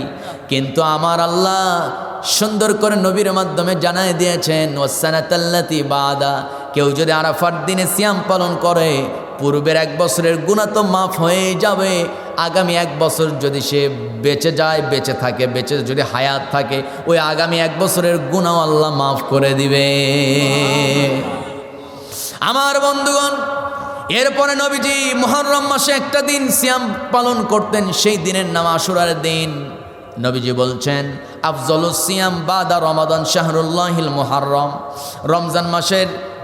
রমজান মাসের পরে সবচাইতে সর্বোত্তম সিয়াম সেটা হলো মুহররম মাসের সিয়াম। কারণ মুহররম হলো আল্লাহর মাস। মুহররম কার মাস? আল্লাহর মাস। সিয়াম ইয়াউমে আশুরা আহতাসিবু আলাল্লাহ আন ইউকাফিরা সানাতাল্লাতী ক্বাবলা। নবীজি বলছেন, ও আমার সাহাবীরা শোনো, এই দিনে কেউ যদি সিয়াম পালন করে, মুহররমের 10 তারিখ কেউ যদি সিয়াম পালন করে, আল্লাহ রাব্বুল আলামিন পূর্বের 1 বছরের গুনাহ মাফ করে দিবেন। কত গুনাহ করি, কত পাপ করেছি আমরা, আল্লাহর কত হুকুম অমান্য করছি। আমার নবীজি বলছেন, এই দিনে কেউ যদি সিয়াম পালন করে, পূর্বের 1 বছরের গুনাহ মাফ হবে। আল্লাহু আকবার। আমরা রাখবো না ইনশাআল্লাহ? আমার নবীজি মক্কার কাফেরদের নির্যাতন সহ্য করতে না পেয়ে আল্লাহর নির্দেশে মদিনায় চলে আসলেন। মদিনায় আসার পর মুহররম মাস চলে আসলো। কয়েক মাস পর যখন মুহররম এসে গেল, নবীজি দেখতে পেলেন মুহররমের 10 তারিখ ইহুদিরা সিয়াম পালন করতেছে। জিজ্ঞেস করলেন, ও ভাইয়েরা, তোমরা সিয়াম পালন করে এই দিনে ঘটনা কি, কারণটা কি বলো? সঙ্গে সঙ্গে ইহুদি যুবকরা জবাব দিয়ে বলতেছে, মুহাম্মদ বিন আবদুল্লাহ, তুমি তো নিজেকে নবী দাবি করো, কিন্তু আমরা তোমাকে নবী মানি না। না মানো, কিন্তু ঘটনাটা বলো, কেন তোমরা সিয়াম পালন করো? সঙ্গে সঙ্গে সেই ইহুদিরা বলতেছে, মুহাম্মদ বিন আবদুল্লাহ, শোনো নাও, এই দিন আল্লাহ রাব্বুল আলামিন আমাদের নবী মুসা আলাইহিস সালাতু ওয়াস সালামকে ফেরাউনের কবল থেকে, নীল নদ থেকে বাঁচিয়েছেন। জোরে কোন সুবহানাল্লাহ। আরেকটু জোরে বলি সুবহানাল্লাহ। আমার বন্ধুগণ, আল্লাহর নির্দেশ হলো, একজন নবী বর্তমান আছে, তিনি ইন্তেকাল করেছেন। আরেকজন নবী আল্লাহ রাব্বুল আলামিন যদি পাঠায় দেয়, আগের নবীর উপরে নাজিল হওয়া সব হুকুম রহিত হয়ে যাবে। সেই হুকুমগুলো আর মানা যাবে না। যখন যেই নবী আসবে তাকেই মানতে হবে, তার হুকুম, তার উপরে নাজিল হওয়া আল্লাহর হুকুমগুলো মানতে হবে। মুসা আলাইহিস সালামের উপর আল্লাহ কিতাব নাজিল করেছেন, সেই কিতাব তার উম্মতরা মেনেছে। তারপরেও অনেক নবী আসছে, এরপরে ঈসা নবী আসছে, এরপরে আমার নবী আসছে। আমার নবীর উপরে আল্লাহ রাব্বুল আলামিন কোরআন নাজিল করেছেন। মুসা নবীর উপরে সেই নাজিল হওয়া তাওরাত কিতাব আর মানা যাবে না। এখন মানতে হবে কোন কিতাব? বলেন, কোরআন মানতে হবে। কিন্তু ইহুদিরা বলে, মুহাম্মদ তিনি যেই বংশে জন্মগ্রহণ করেছেন, আমাদের হিসাব হলো ইব্রাহিম আলাইহিস সালামের 2 পুত্র, এক হলো ইসমাইল আর একজন হলো ইসহাক। ইসহাকের যে চেন আছে, ইসহাকের যে বংশ আছে, এই বংশের এই চেনে আল্লাহ কোনো কি বলে, ইসহাকের যে বংশ আছে, এই বংশের ভিতরে এই চেনে আল্লাহ রাব্বুল আলামিন হাজার হাজার লক্ষ লক্ষ নবী আল্লাহ পৃথিবীতে পাঠিয়েছেন। সুবহানাল্লাহ। এই নবীদেরকে বলা হয় ইসরাইলি নবী, বনি ইসরাইলের নবী। অসংখ্য নবী দুনিয়াতে আসছে। ইহুদিদের আশা ছিল, ইহুদিরা তারা আশা পোষণ করত যে আল্লাহ রাব্বুল আলামিন শেষ নবীকে এই চেনে দিবেন, ঈসা নবীর বংশে দিবেন। কিন্তু আল্লাহ ঈসা নবীর বংশে দেয় নাই। আল্লাহ রাব্বুল আলামিন সবচাইতে ধৈর্যশীল নবী ইসমাইল নবীর চেনে আমার নবীকে পাঠিয়েছে। আরেকটু জোরে বলি সুবহানাল্লাহ। এজন্য তাদের কথা হলো, ইহুদিদের কথা হলো, এই চেনে ইসহাকের বংশে কেন শেষ নবী পাঠালো না, ইসমাইলের বংশে কেন আসলো, আমরা এই নবীকে মানবো না। বুঝতেছেন কথা? এখান থেকেই তারা বিভেদ হয়ে গেল, এইখান থেকে তারা আলাদা হয়ে গেল। কিন্তু আল্লাহ বলেছেন, এই ইহুদিদেরকে আমি আল্লাহ জান্নাত থেকে মান্না ওয়াস সালওয়া খাওয়াইছি, এরপরেও তারা আল্লাহর কৃতজ্ঞতা প্রকাশ করে নাই। সুতরাং এই ইহুদিরা কোনোদিন কখনো একটা জায়গায়, একটা নির্দিষ্ট জায়গায় 80 বছরের বেশি তারা বসতি নির্মাণ করতে পারবে না। সুবহানাল্লাহ। 80 বছরের বেশি একটা জায়গায় তারা কখনো স্থায়ী থাকতে পারবে না। আল্লাহু আকবার বলবেন না? সম্মানিত ভাইয়েরা, এই যে কি বলে, প্যালেস্তাইন যে রাষ্ট্র, প্যালেস্তাইনের ভিতরে যে ইসরাইল, এই ইসরায়েলে ইহুদি যেগুলো আছে, জায়নবাদী ইহুদি, এই জায়নবাদী ইহুদিরা তারা মনে করতেছেন যে আমরা তো কোনো জায়গায় 80 বছরের বেশি টিকে থাকতে পারি নাই, এ জায়গায় আসা আমাদের 79 বছর হয়ে গেছে। ওদের কথা হলো 79 বছর মোটামুটি হয়ে গেছে, আর মাত্র আছে কয় বছর? 1 বছর। এখন এই 1 বছর না হতেই জায়নবাদী ইহুদির আজকের নিউজ দেখলাম, দলে দলে তারা বড় বড় বিরাট বিরাট লঞ্চে করে সাগর পথে তারা ইসরায়েল ছেড়ে পালিয়ে যাচ্ছে ইরানের মিসাইলের হামলার ভয়ে। একবার বলবেন না? আর একটু চিৎকার মেরে আকাশ বাতাস মুখরিত করে উচ্চাওয়াজে বলে আল্লাহু আকবার। বছরের পর বছর চলে গেছে, পালেস্তাইনের গাজা এবং রাফা শহর তারা মৃত্যুপুরীতে রূপান্তরিত করেছে, ধ্বংসস্তূপে শেষ করে দিয়েছে। নিরহ ছোট ছোট মেয়েদেরকে তারা গণধর্ষণ করেছে। জোরে কন্যা আউযুবিল্লাহ। সম্মানিত ভাইয়েরা, আজকে সেই ইরানের মিসাইলের আঘাতে ইসরায়েলের তেল আবিব সব একেবারে ধ্বংসস্তূপে পরিণত হয়ে গেছে, সব পালায়ে যাচ্ছে। বলি আল্লাহু আকবার। দিন শেষে ক্ষমতা কারো না, ক্ষমতা কার? চিৎকার মেরে বলি ক্ষমতা কার? কষ্ট হচ্ছে নাকি আপনাদের? সম্মানিত বন্ধুগণ, তাহলে এই জায়নবাদী ইহুদিরা তারা নির্দিষ্ট একটা জায়গায় 80 বছরের বেশি তারা বসতি স্থায়ী রাখতে পারে না। নবীজির ভবিষ্যৎবাণী, আজ 1400 বছর হয়ে গেছে, 80 বছরের বেশি তারা কোথাও থাকতে পারে নাই। স্পেনে গেছে, মাত্র 62 বছর থাকছে। কয় বছর? 62 বছর। এরপরে সেখান থেকে তারা জর্ডানে গেল, সেখানে তারা টিকলো মাত্র 64 বছর। কত বছর? এরকম একটা তাদের বিরাট হিস্টোরি আছে। যাই হোক, ওইদিকে না গিয়ে আমি মূল আলোচনাটা শেষ করি। সম্মানিত বন্ধুগণ, তাহলে মূল কথা হলো যে এই দিনে তারা রোজা রাখে। এই 10 মুহররম তারা কি করে? রোজা রাখে। 10 মুহররম প্রত্যেকটা বছর 10 মুহররম জুমার দিন হয়। প্রত্যেকটা বছর 10 মুহররম কিসের দিন হয় বলেন? আসতে বলবেন কিসের দিন? শুক্রবার দিন। অনেকে শুক্রবার বলে। শুক্র এই দিন রাখা হয়েছে, হিন্দুদের একটা শুক্রদেব আছে। কি দেব আছে? শুক্রদেব। এটা কিন্তু আরবি কোনো ভাষা নয়, বুঝতেছেন কথা? শুক্রবার এটা কিন্তু হিন্দুদের তৈরি, হিন্দুদের বানানো একটা দিন। মূলত শুক্রবার এটা মুসলমানদের বলা উচিত না, জুমার দিন বলতে হবে। কিসের দিন? জুমার দিন। তাদের একটা দেব আছে শুক্রদেব, বুঝতেছেন কথা? ওই শুক্রদেবের কাছে সন্তান না হইলে তার কাছে তারা দোয়া করে, মানত করে, প্রার্থনা করে যে শুক্রদেব তুমি আমার এই করে সেই করে, বুঝতেছেন কথা? যাই হোক, আমরা বলবো শুক্রবার না জুমাবার? জুমাবার। জোরে বলি ইনশাআল্লাহ। আমার বন্ধুগণ, প্রত্যেক বছর 10 মুহররম, প্রত্যেকটা বছর 10 মুহররম জুমার দিন হয়ে থাকে। খেয়াল করে দেখবেন, প্রত্যেক বছর জুমার দিন হয়, কারণ আল্লাহর নবী বলেন জুমার দিন 10 মুহররম এমন একটা দিন আসবে, দিনটা হবে জুমার দিন, মাসটা হবে মুহররম, তারিখ হবে 10 মুহররম আশুরার দিন। এই দিনে আল্লাহ গোটা দুনিয়া কাঁপানি দিয়া, ঝাঁকুনি দিয়া গোটা দুনিয়া শেষ করবেন। জোরে বলি আল্লাহু আকবার। গোটা দুনিয়া শেষ করে দিন। ভূমিকম্প হয় কি হয় না? কোন ভূমিকম্প যখন হয়, সিরাজগঞ্জে ভূমিকম্প হলে জামাই পিটির কাছে ফোন দেয়, থাকে হলে সিলেট। ঘটনায় কি তোমাদের ওইদিকে কি ভূমিকম্প হলো নাকি? না মা, ভূমিকম্প হয় নাই। ওইদিকে হয়েছে? ভূমিকম্প হয়েছে। ঢাকাতে ভূমিকম্প হয়, সিরাজগঞ্জে হয় না। আমার বন্ধুগণ, লন্ডনে ভূমিকম্প হয়, তুরস্কে ভূমিকম্প হয়ে কত ক্ষতিগ্রস্ত হয়ে গেল, কত হাজার মানুষ, কতজন মারা গেল।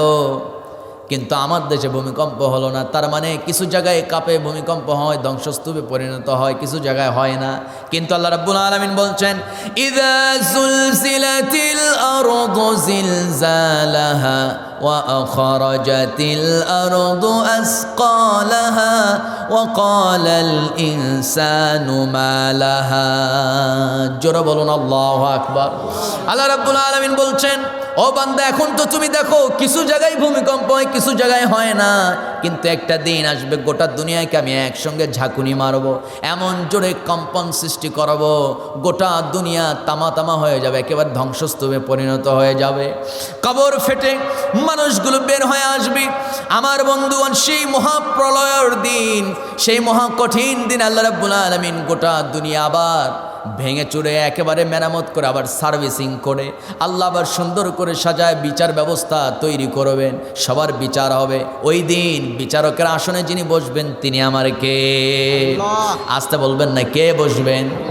আমার বন্ধুগণ, আমার নবীজি সঙ্গে সঙ্গে সাহাবীদেরকে বললেন, ও সাহাবীরা শোনো, এই ইহুদি ভাইয়েরা তারা আশুরার দিন 10 মুহররম তারা সিয়াম পালন করে, আমরাও এই দিন সিয়াম পালন করব, কারণ মুসা নবী হলো আমাদের নবী, সে আমার ভাই, তার সঙ্গে তার সঙ্গে সপ্তম আসমানে আমার দেখা হয়েছিল। সুবহানাল্লাহ। আল্লাহ নবীকে মেরাজ করিয়েছেন। মেরাজে যখন নবীজি গেলেন চতুর্থ আসমানে, হযরত ইব্রাহিম আলাইহিস সালামের সঙ্গে সাক্ষাৎ হয়ে গেল। ইব্রাহিম আলাইহিসসালাম চতুর্থ আসমানে, বৃদ্ধ মানুষ, নবীজি চিনতে পারলেন না। নবীজি বলছেন, জিবরাইল এই বৃদ্ধ মানুষটাকে, ছোট ছোট বাচ্চাগুলো এগুলো কারা? সঙ্গে সঙ্গে জিবরাইল সাল্লাম বলছেন, ইয়া রাসূলুল্লাহি, নাবালেগ মাসুম যে বাচ্চাগুলো, যারা বোঝে না, 2-4 বছর 5 বছর 7 বছরের মধ্যে যারা দুনিয়া থেকে বিদায় নেয়, এই বাচ্চাগুলোকে আল্লাহ রাব্বুল আলামিন একটা সুযোগ দেন, তাদেরকে আল্লাহ রাব্বুল আলামিন চতুর্থ আসমানে উপস্থিত করেন। সেই চতুর্থ আসমানে তারা এই যে বৃদ্ধ মানুষটাকে দেখতেছেন, তার নাম হলো ইব্রাহিম আলাইহিস সালামের কাছে তারা কোরআন শিক্ষা করে। জোরে কোন সুবহানাল্লাহ, আরেকটু জোরে বলি সুবহানাল্লাহ। তারা ইব্রাহিম আলাইহিস সালামের কাছে কোরআন শিখে। কি শিখে? কোরআন শিখে। কারো যদি ছোট বাচ্চা মারা যায় তাকে সান্ত্বনা দিবেন, ভয়ের কিছু নাই, কোনো টেনশন নাই, আল্লাহ বান্দার ভালো চান, হয়তো এর দ্বারা নিশ্চিত একটা নাজাতের রাস্তা তোমার জন্য তৈরি হয়ে গেছে। আল্লাহু আকবার। কেন তৈরি হলো? কারণ হচ্ছে এই যে ছোট্ট বাচ্চাটা মারা গেল, সে চতুর্থ আসমানে ইব্রাহিম নবীর শিক্ষার্থী হয়ে যাবে। ইব্রাহিম নবীর কি হবে? হযরত ইব্রাহিম নবীর শিক্ষার্থী হবে। সে কোরআন শিখবে, কোরআনের হাফেজ হবে। এরপরে হাসরের ময়দানে যখন তার বাপ মাকে জাহান্নামে নিয়ে যাওয়া হবে, সে দাঁড়ায় যাবে ঢাল হয়ে, বলবে, আল্লাহ আমি যদি দুনিয়াতে থাকতাম আমার বাপ মাকে খারাপ কাজ করতে দেওয়ার সুযোগ দিতাম না। আমি যেহেতু দুনিয়া থেকে বিদায় নিয়েছি, অন্তত একটাবার সুযোগ দাও, আমি আমার মা বাবাকে নিয়ে জান্নাতে থাকতে চাই। সুবহানাল্লাহ বলবেন না? ও আল্লাহ, দুনিয়াতে বাপ মার আদর পাইলাম না, বাপ মার সঙ্গে থাকতে পেলাম না, টান দিয়া উঠায় নিয়েছো, অন্তত জান্নাতে থাকার একটাবার সুযোগ দাও। আল্লাহ সেই সময় ওই ছোট্ট মাসুম বাচ্চার কথা শুনে আল্লাহ তাআলা সুযোগ দিয়ে দিবেন, বাপ মাকে মাফ করে দিবেন। আল্লাহু আকবার। আমার বন্ধু এবার কান লাগান। আমার নবীজি সেখান থেকে পঞ্চম আকাশ, ষষ্ঠ আকাশ, সপ্তম আকাশে যখন চলে গেলেন, মুসা নবীর সঙ্গে দেখা হয়ে গেল। সাহাবীদেরকে বললেন, ও সাহাবীরা, মুসা নবীর সঙ্গে তো আমার সাক্ষাৎ হয়েছে সপ্তম আকাশে, সুতরাং তোমাদেরকে বলি শোনো, এই দিনে তোমরা সিয়াম পালন করবে। শুধু তাই না, 10 মুহররম সিয়াম পালন তো করবই, কিন্তু 10 মুহররমের সাথে সাথে 9 তারিখ অথবা 11 তারিখ মিলায়া যে কোনো একদিন একটু বাড়ায়াত মোট 2 দিন আমরা সিয়াম পালন করব। আমার নবীজি পরের বছর আর দুনিয়াতে থাকতে পারেন নাই, উফাত হয়ে গেল, দুনিয়া থেকে বিদায় নিলেন, কিন্তু সাহাবায়ে কেরাম মোট 10 তারিখের সাথে একদিন মিলায়া সিয়াম পালন করেছেন। সুবহানাল্লাহ। আমরা রাখবো তো ইনশাআল্লাহ? সবাই নিয়ত করছেন তো? সম্মানিত বন্ধুগণ, সিয়াম শুধুমাত্র রমজানে নয়, অন্য মাসেও আছে। এই সিয়াম আমাকে আপনাকে তাকওয়ার ট্রেনিং দিয়ে যায়, মুত্তাকি হওয়ার ট্রেনিং দিয়েছে। জোরে কোন সুবহানাল্লাহ। শুধু তাই নয় সম্মানিত ভাইয়েরা, সিয়াম আরও একটা আছে, প্রত্যেক মাসে 13 তারিখ, 14 তারিখ এবং 15 তারিখ, আইয়ামে বীজ মানে আলো, আইয়াম মানে দিন, আলোকিত দিন। এই 3টা দিন অর্থাৎ হলো 13 তারিখ, 14 তারিখ আর হলো 15 তারিখ, এই 3 দিনকে বলা হয় আলোকিত দিন, আইয়ামে বীজ। এই 3 দিন আমরা সিয়াম পালন করব, কারণ এই 3 দিন নবীজি নিজে সিয়াম পালন করেছেন। সৌমি রমাদান, এক রমাদান থেকে আরেক রমাদান, পুরা এই মাঝখানে যে সময়টা, প্রত্যেক দিন সিয়াম পালন করার সব আল্লাহ দিয়ে দিবেন। সম্মানিত ভাইয়েরা, দেখবেন প্রত্যেক মাস হিসাব করে দেখবেন, প্রত্যেক আরবি মাসের সালাসাতা আশারা, আরবাআতা আশারা, খামসাতা আশারা, 13তম দিন, 14তম দিন, 15তম দিন, এই রজনীগুলোতে, রাতগুলোতে দেখবেন আকাশ একেবারে একটু মানে আকাশে যে চাঁদ উদিত হয়, এই চাঁদ একটু আলোকিত থাকে, পৃথিবীটা একটু আলোকিত থাকে। জোরে বলি সুবহানাল্লাহ। আমার বন্ধুগণ, শুধুমাত্র রমজানেই না, অন্য মাসেও আমরা সিয়াম পালন করার প্র্যাকটিস করব, কারণ সিয়াম পালনের মধ্য দিয়ে আল্লাহর বেশি নিকটবর্তী হওয়া যায়। রমাদান আমাকে আপনাকে যে 5টা গিফট, 5টা উপহার দিয়ে বিদায় নিয়েছে, তার মধ্যে 3 নম্বরে তাকওয়া। আমার বন্ধুগণ 3 নম্বরে কি বলেন? তাকওয়া। 3 নম্বরে তাকওয়া আল্লাহ বলছেন ইয়া আইয়ুহান নাসু ইন্না খালাকনাকুম মিন যাকারিন ওয়া উনসা ওয়া জাআলনাকুম শুউবান ওয়া ক্বাবাইলা লিতাআরাফু ইন্না আকরামাকুম ইনদাল্লাহি আতকাকুম ইন্নাল্লাহা আলিমুন খাবীর। জোরে বলি আল্লাহু আকবার। ইয়া আইয়ুহান নাস, এখন কিন্তু আল্লাহ ইয়া আইয়ুহাল্লাযিনা আমানু ডাক দেয় নাই, ইমানদার নারী ইমানদার পুরুষ বলে ডাক দেয় নাই। আল্লাহ বলছেন ইয়া আইয়ুহান নাস, হে মানব জাতি, ইন্না খালাকনাকুম মিন যাকার, প্রথমে আমি একটা প্রাণ সৃষ্টি করেছি। তার মানে আল্লাহ এখানে বুঝাচ্ছেন মিন যাকার, প্রথম প্রাণ, প্রথম মানুষ, প্রথম নবী, প্রথম খলিফা হযরত আদমকে সৃষ্টি করলাম।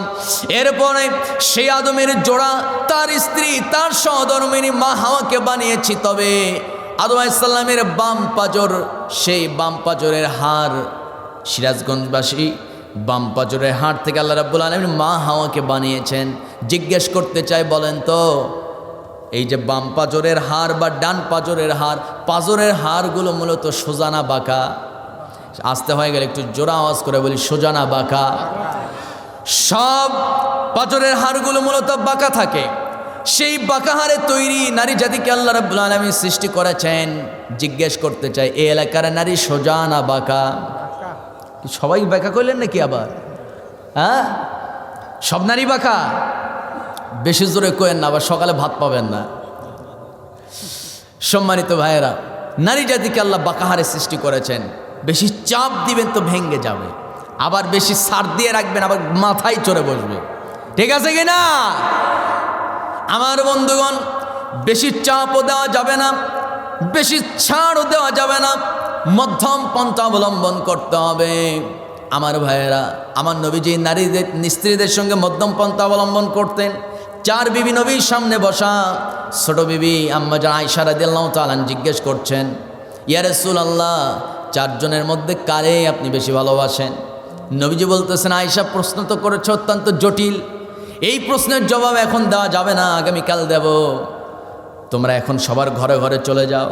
সন্ধ্যা হয়ে গেছে, মধ্যরাত। নবীজি করলেন কি, 8টা খেজুর হাতের ভিতরে নিলেন, আম্মা জান আয়েশার ঘরের দরজায় নক করলেন, দরজা খুলে দেওয়া হলো। নবীজি ভিতরে ঢুকে আম্মা জান আয়েশাকে বুকের সঙ্গে জড়ায় ধরে একটু আদর করে দিয়া নবীজি বলছেন, আয়েশা একটু মুখটা ফাঁকা করো তো। মুখটা ফাঁকা করলেন, মুখের মধ্যে 2টা খেজুর ঢুকায় দিলেন, খেয়ে ফেললেন। আমার বন্ধুগণ, নবীজি জানাই দিল, আয়েশা, আমি যে তোমাকে গোপনে 2টা খেজুর খাওয়াই দিলাম, তোমাকে যে 2টা গোপনে খেজুর দিলাম, এই কথা যেন কেউ না জানে। দ্বিতীয় স্ত্রীর ঘরে গেলেন, তাই করলেন। তৃতীয় স্ত্রীর ঘরে গিয়ে একই কাজ করলেন। চতুর্থ স্ত্রীর ঘরে গিয়ে সেই কাজই করলেন।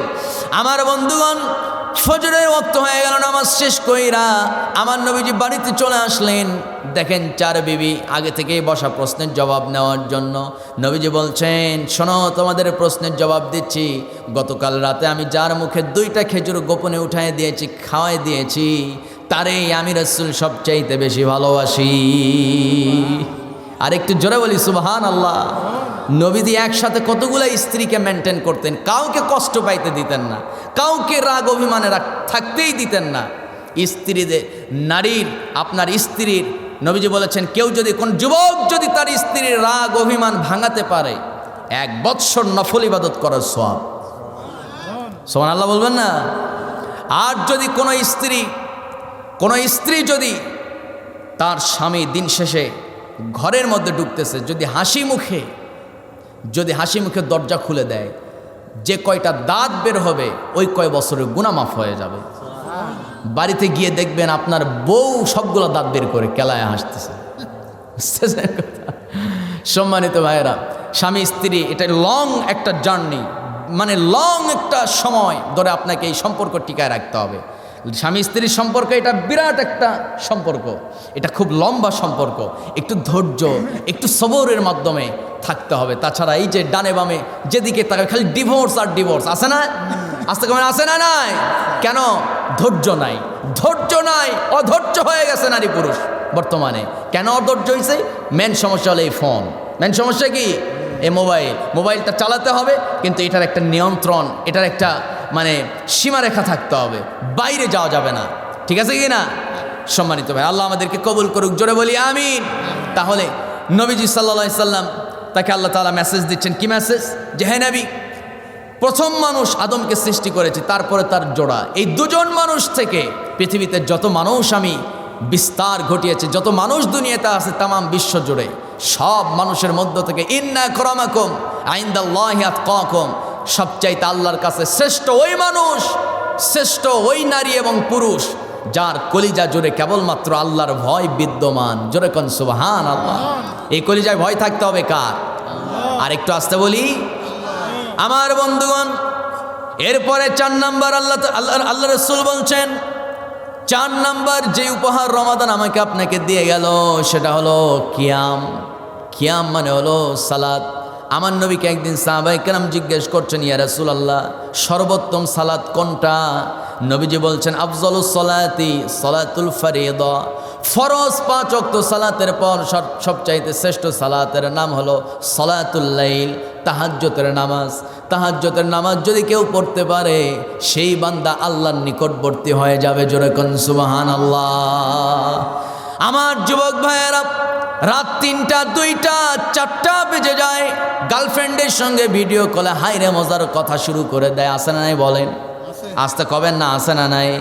যুবক ভাইদের প্রেম প্রীতির কথা বলতে গেলে বিরাট সময় লেগে যাবে।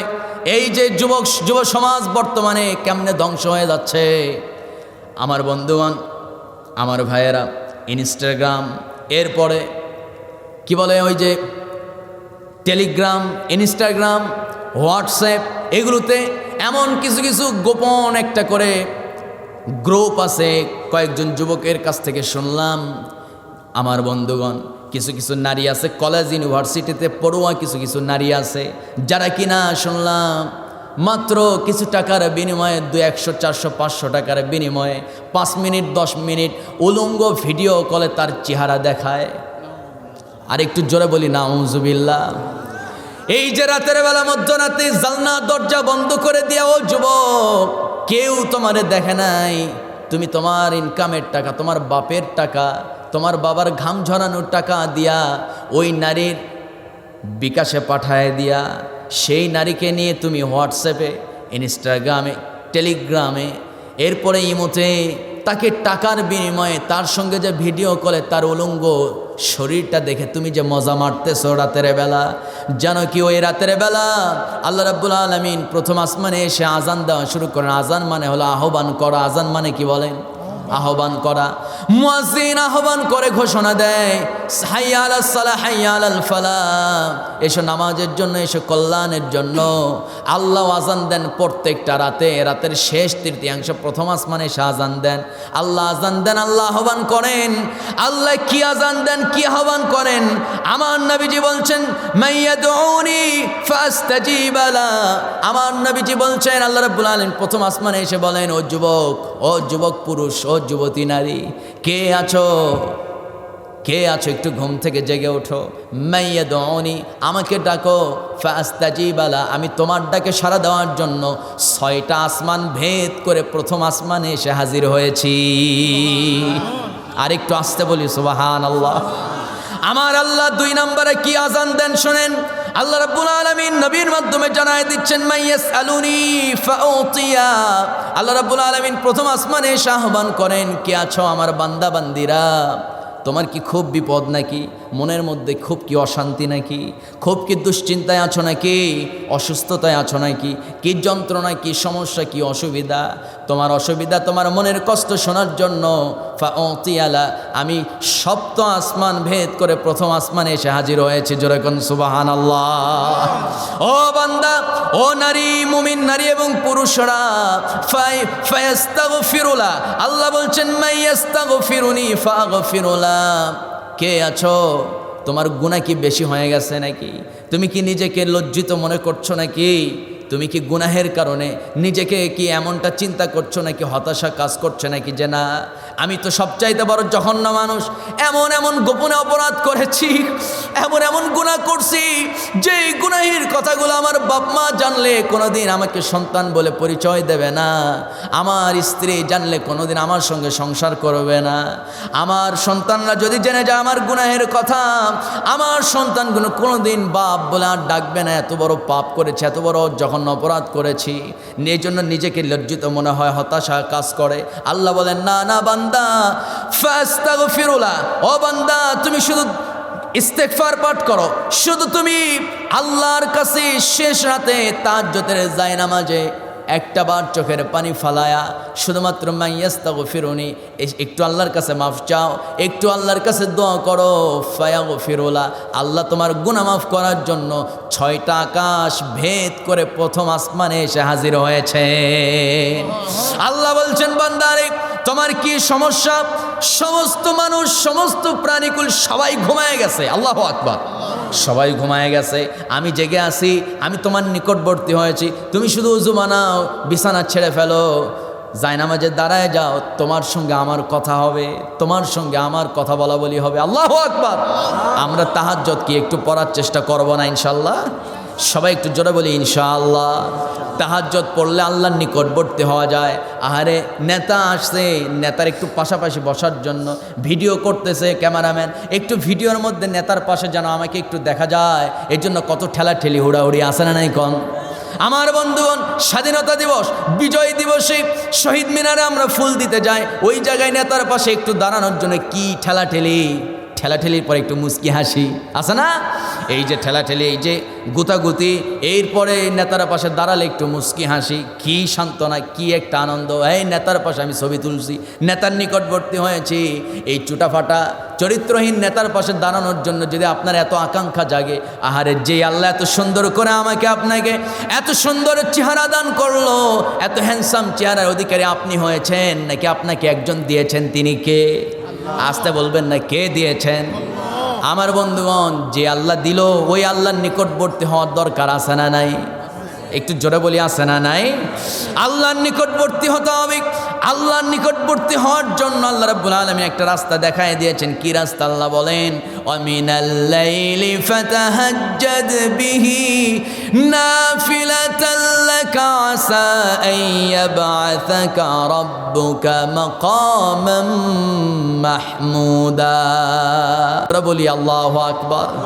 আর একটু জোরে বলি আল্লাহু আকবার। আল্লাহ রাব্বুল আলামিন বলেন, ও ঈমানদার নারী এবং পুরুষরা, রাতের শেষ তৃতীয়াংশ আরামের ঘুমটা ছুড়ে ফলায় দিয়া ল্যাপ খাতাবালি সব তুমি ত্যাগ করে বান্দা ওযু বানাও, নামাজে দাঁড়ায় যাও, কিয়ামুল লাইল করো, নামাজে কোরআন তেলাওয়াত করো, তাসবিহ পড়ো, আমার কাছে চাও, সিজদায় পড়ে আমার নিকটবর্তী হয়ে যাও। কারণ যারা শেষ তৃতীয়াংশে ঘুম থেকে জেগে রবের নিকটবর্তী হতে চায়, আল্লাহ তাআলা আকাশচুম্বী মাকামে মাহমুদ সম্মানে সর্বোচ্চ আসন আল্লাহ তাদের জন্য মজুদ করে রাখে। আর একটু জোরে বলি সুবহানাল্লাহ।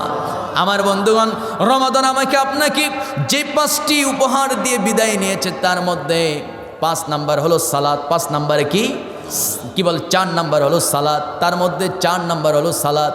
সালাত বা কিয়াম, এই সালাত আমরা নিয়মিত আদায় করব।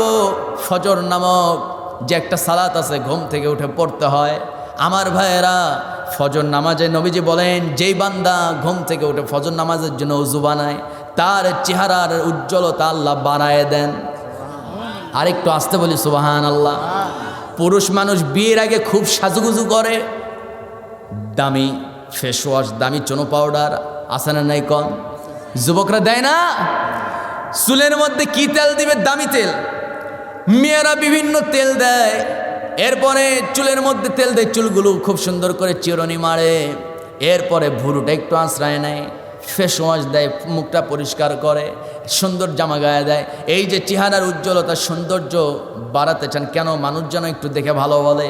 কিন্তু আমার নবীজি বলেন, যেই বান্দা ফজর নামাজ পড়বে, এমনিতেই মানুষ তার উপর আকৃষ্ট হয়ে যাবে, আল্লাহর নূর থেকে তাকে নূর প্রদান করে উজ্জ্বল চেহারার অধিকারী বানায় দিবেন।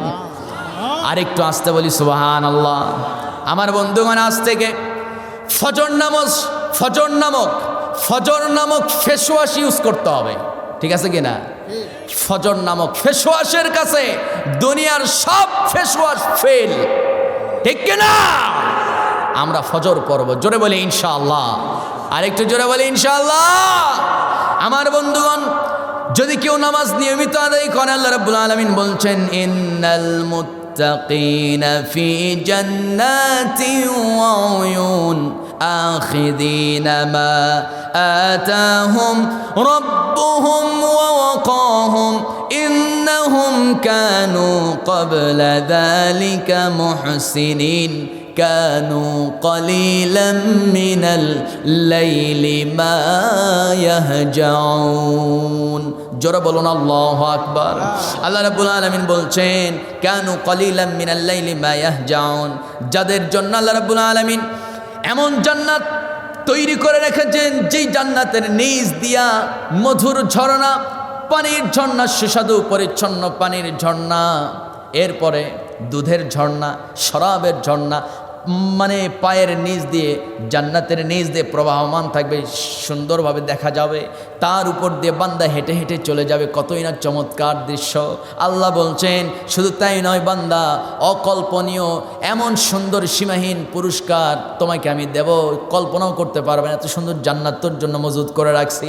কানু কলিলাম মিনাল লাইলি মা ইয়াহজাউন, এই জান্নাত তারাই পাবে যারা কেবলমাত্র রাতের বেলা কম ঘুমায়, শেষ তৃতীয়াংশ ঘুম থেকে জেগে ওঠে, তার রবকে সিজদা মারে। অবিল আসহারি হুম ইস্তাগফিরুন, শেষ রাতে উঠে রবের কাছে মস্তক অবনত চিত্তে চোখের পানি ফেলায়, নিজের গুনাহের জন্য অনুতপ্ত হয়ে কান্নাকাটি শুরু করে দেয়। আল্লাহ বলেন তাদের জন্য সীমাহীন পুরস্কার আমি আল্লাহ জান্নাত রেখেছি। যেরকম সুবহানাল্লাহ। রমাদান আমাকে আপনাকে যে উপহার দিয়ে যাচ্ছে, লাস্ট 5 নাম্বার উপহার, সেটার নাম হলো সাদাকা। সেটার নাম কি বলেন? আসতে কবেন না, কি নাম? সাদাকা। সাদাকা, দান সাদাকা শুধু রমজানে নয়, আমরা সবাই যাকাতের হিসাব টানি রমজান মাসে, এরপরে ফেতরা দেই কখন? আকাশে যখন শাওয়াল মাসের চাঁদ ওঠে। শাওয়াল মাসের চাঁদ দেখার পর থেকে নিয়ে ঘুম যাওয়ার আগ পর্যন্ত এর মধ্যে সাদাকাতুল ফেতরা আদায় করা উত্তম। লাস্ট টাইম হলো কি বলে, ঈদের জামাতে যাওয়ার আগ পর্যন্ত এই টাইম। আমার বন্ধুগণ, এই সাদাকাতুল ফেতরা যে ব্যক্তি আদায় করবে, 1 টাকা বিনিময়ে আল্লাহ রাব্বুল আলামিন 7,000 টাকা দান করার সওয়াব তার আমলনামায় জমা করে দিবেন। আরেকটু আসতে বলি সুবহানাল্লাহ। তার মানে জবের দাম মোটামুটি মধ্যম, যে একটা জব যদি 1 কেজি কিনতে যান, মোটামুটি 520 টাকা হয়তো লাগতে পারে। 520 টাকা এর বিনিময়ে হিসাব টানেন, আমি মোটামুটি একটা হিসাব করছি, এই হিসাবেই তো দিয়েছি মোটামুটি 42 লক্ষ দান করার সওয়াব। সুবহানাল্লাহ বলবেন না? তাহলে এই যে অফুরন্ত একটা সুযোগ, রমজানে দান করলেই যে সওয়াব, রমজানে কিন্তু একটু বেশি দান করতে মন চায়, কারণ ডবল সওয়াব। সাদাকা দেই, জাকাত দেই, রমজানে সব দান খয়রাত করি, কিন্তু এই দান খয়রাত সাদাকা শুধুমাত্র রমজানে না, 12 মাস, কথা কয় না, সব সময় দিতে হবে। সম্মানিত ভাইয়েরা, সাদাকা সম্পর্কে লাস্ট একটা আয়াত আমি তেলাওয়াত করে আল্লাহর একটা মেসেজ বলে আমি দোয়া করে দেব। জোরে বলি ইনশাআল্লাহ। কষ্ট হচ্ছে নাকি আপনাদের? আমার বন্ধুগণ, সাদাকা সম্পর্কে অনেকগুলো আয়াত এসেছে, প্রায় 52টা আয়াত। আল্লাহ রাব্বুল আলামিন বলছেন, তার মধ্যে শ্রেষ্ঠতম একটা আয়াত আমি বলছি, ইন তুবদুস সাদাকাত ফানি'মা হি ওয়া ইন তুখফুহা ওয়া তু'তুহাল ফুকারা ফাহুয়া খায়রুল লাকুম ওয়া ইউকাফিরু আনকুম মিন সাইয়্যাতিকুম আল্লাহু বিমা তা'মালুনা খাবীর। জোরে বলি আল্লাহু আকবার। আল্লাহ রাব্বুল আলামিন বলছেন, ইন তুবদুস সাদাকাতি ফানি'মা হি, যদি বান্দা তুমি প্রকাশ্যে দান করো, অবশ্যই এটা ভালো কাজ। তুখফুহা ওয়া তু'তুহাল ফুকারা ফাহুয়া খায়রুল লাকুম, যদি গোপনে দান করো, ফাহুয়া খায়রুল লাকুম, এটা তো আরও বেশি ভালো কাজ। কিন্তু কথা হলো, গোপনে আর প্রকাশ্যে যেভাবেই তুমি দান করো, যদি নিয়তটা ঠিক থাকে, না না মানুষকে দেখানোর জন্য আমি দান করি নাই, মানুষকে মাঝে মধ্যে অনেকে আছে দান করার পর খোটা মারে, আরে বেটা তোরা তো আমি ফেতরা দিয়া মানুষ করছি, কয় না, কয় কি না, তোরা তো আমি কত তোর বাপরে সহযোগিতা করছি, তুই আমার কথা শুনিস না বেটা, আছে না নাই কর। এরকম করে দাম্ভিকতা দেখায় না, না দান করছেন আপনি আল্লাহর জন্য, মানুষের কাছে এর জন্য কোনো প্রতিদান আশা করা যাবে না। যা প্রতিদান আশা করতে হবে কার কাছে? আল্লাহর কাছে। যদি আপনার নিয়ত ঠিক থাকে, না না আমি আল্লাহর জন্যই দান করেছি, এর প্রতিদান আমার আল্লাহর কাছ থেকে আমি আশা করি, দুনিয়াতে আমি এর কোনো প্রতিদান চাই না। আল্লাহ রাব্বুল আলামিন বলেন এমন নিয়ত যদি কেউ করতে পারে, এই নিয়তে যদি কেউ দান করতে পারে, আরে বান্দা জানো কি, দান করা তো আমার স্বভাব, দান করার স্বভাব কার? আল্লাহ শুধু দেয়, আল্লাহ শুধু দান করে কারে দেয়? বান্দারে দেয়। কারণ আল্লাহুল গনি, ধনী একজন, তিনি কে? আল্লাহুল গনি ওয়া আনতুমুল ফুকারা। আল্লাহ বলছেন ধনী আমি আল্লাহ, ওয়া আনতুমুল ফুকারা, আর দুনিয়ার সবাই ফকির। কাউকে আমি একটু বেশি ভিক্ষা দিছি, কাউরে কম দিয়েছি, যারা একটু বেশি দিয়েছি সে মনে করে আমি ধনী। না না, দুনিয়ার সবাই ফকির, ধনীকে সবাই জোরে বলেন ধনীকে? ধনী হচ্ছেন আল্লাহ তাআলা। আল্লাহ বলছেন বান্দা আমার কাজ হচ্ছে শুধু দান করা, আল্লাহর নেওয়ার কোনো প্রয়োজন নাই। কারণ আল্লাহ রাব্বুল আলামিন তিনি শুধু দেন, তার কোনো প্রয়োজন নাই, তার কোনো নেওয়ার কোনো দরকার নাই।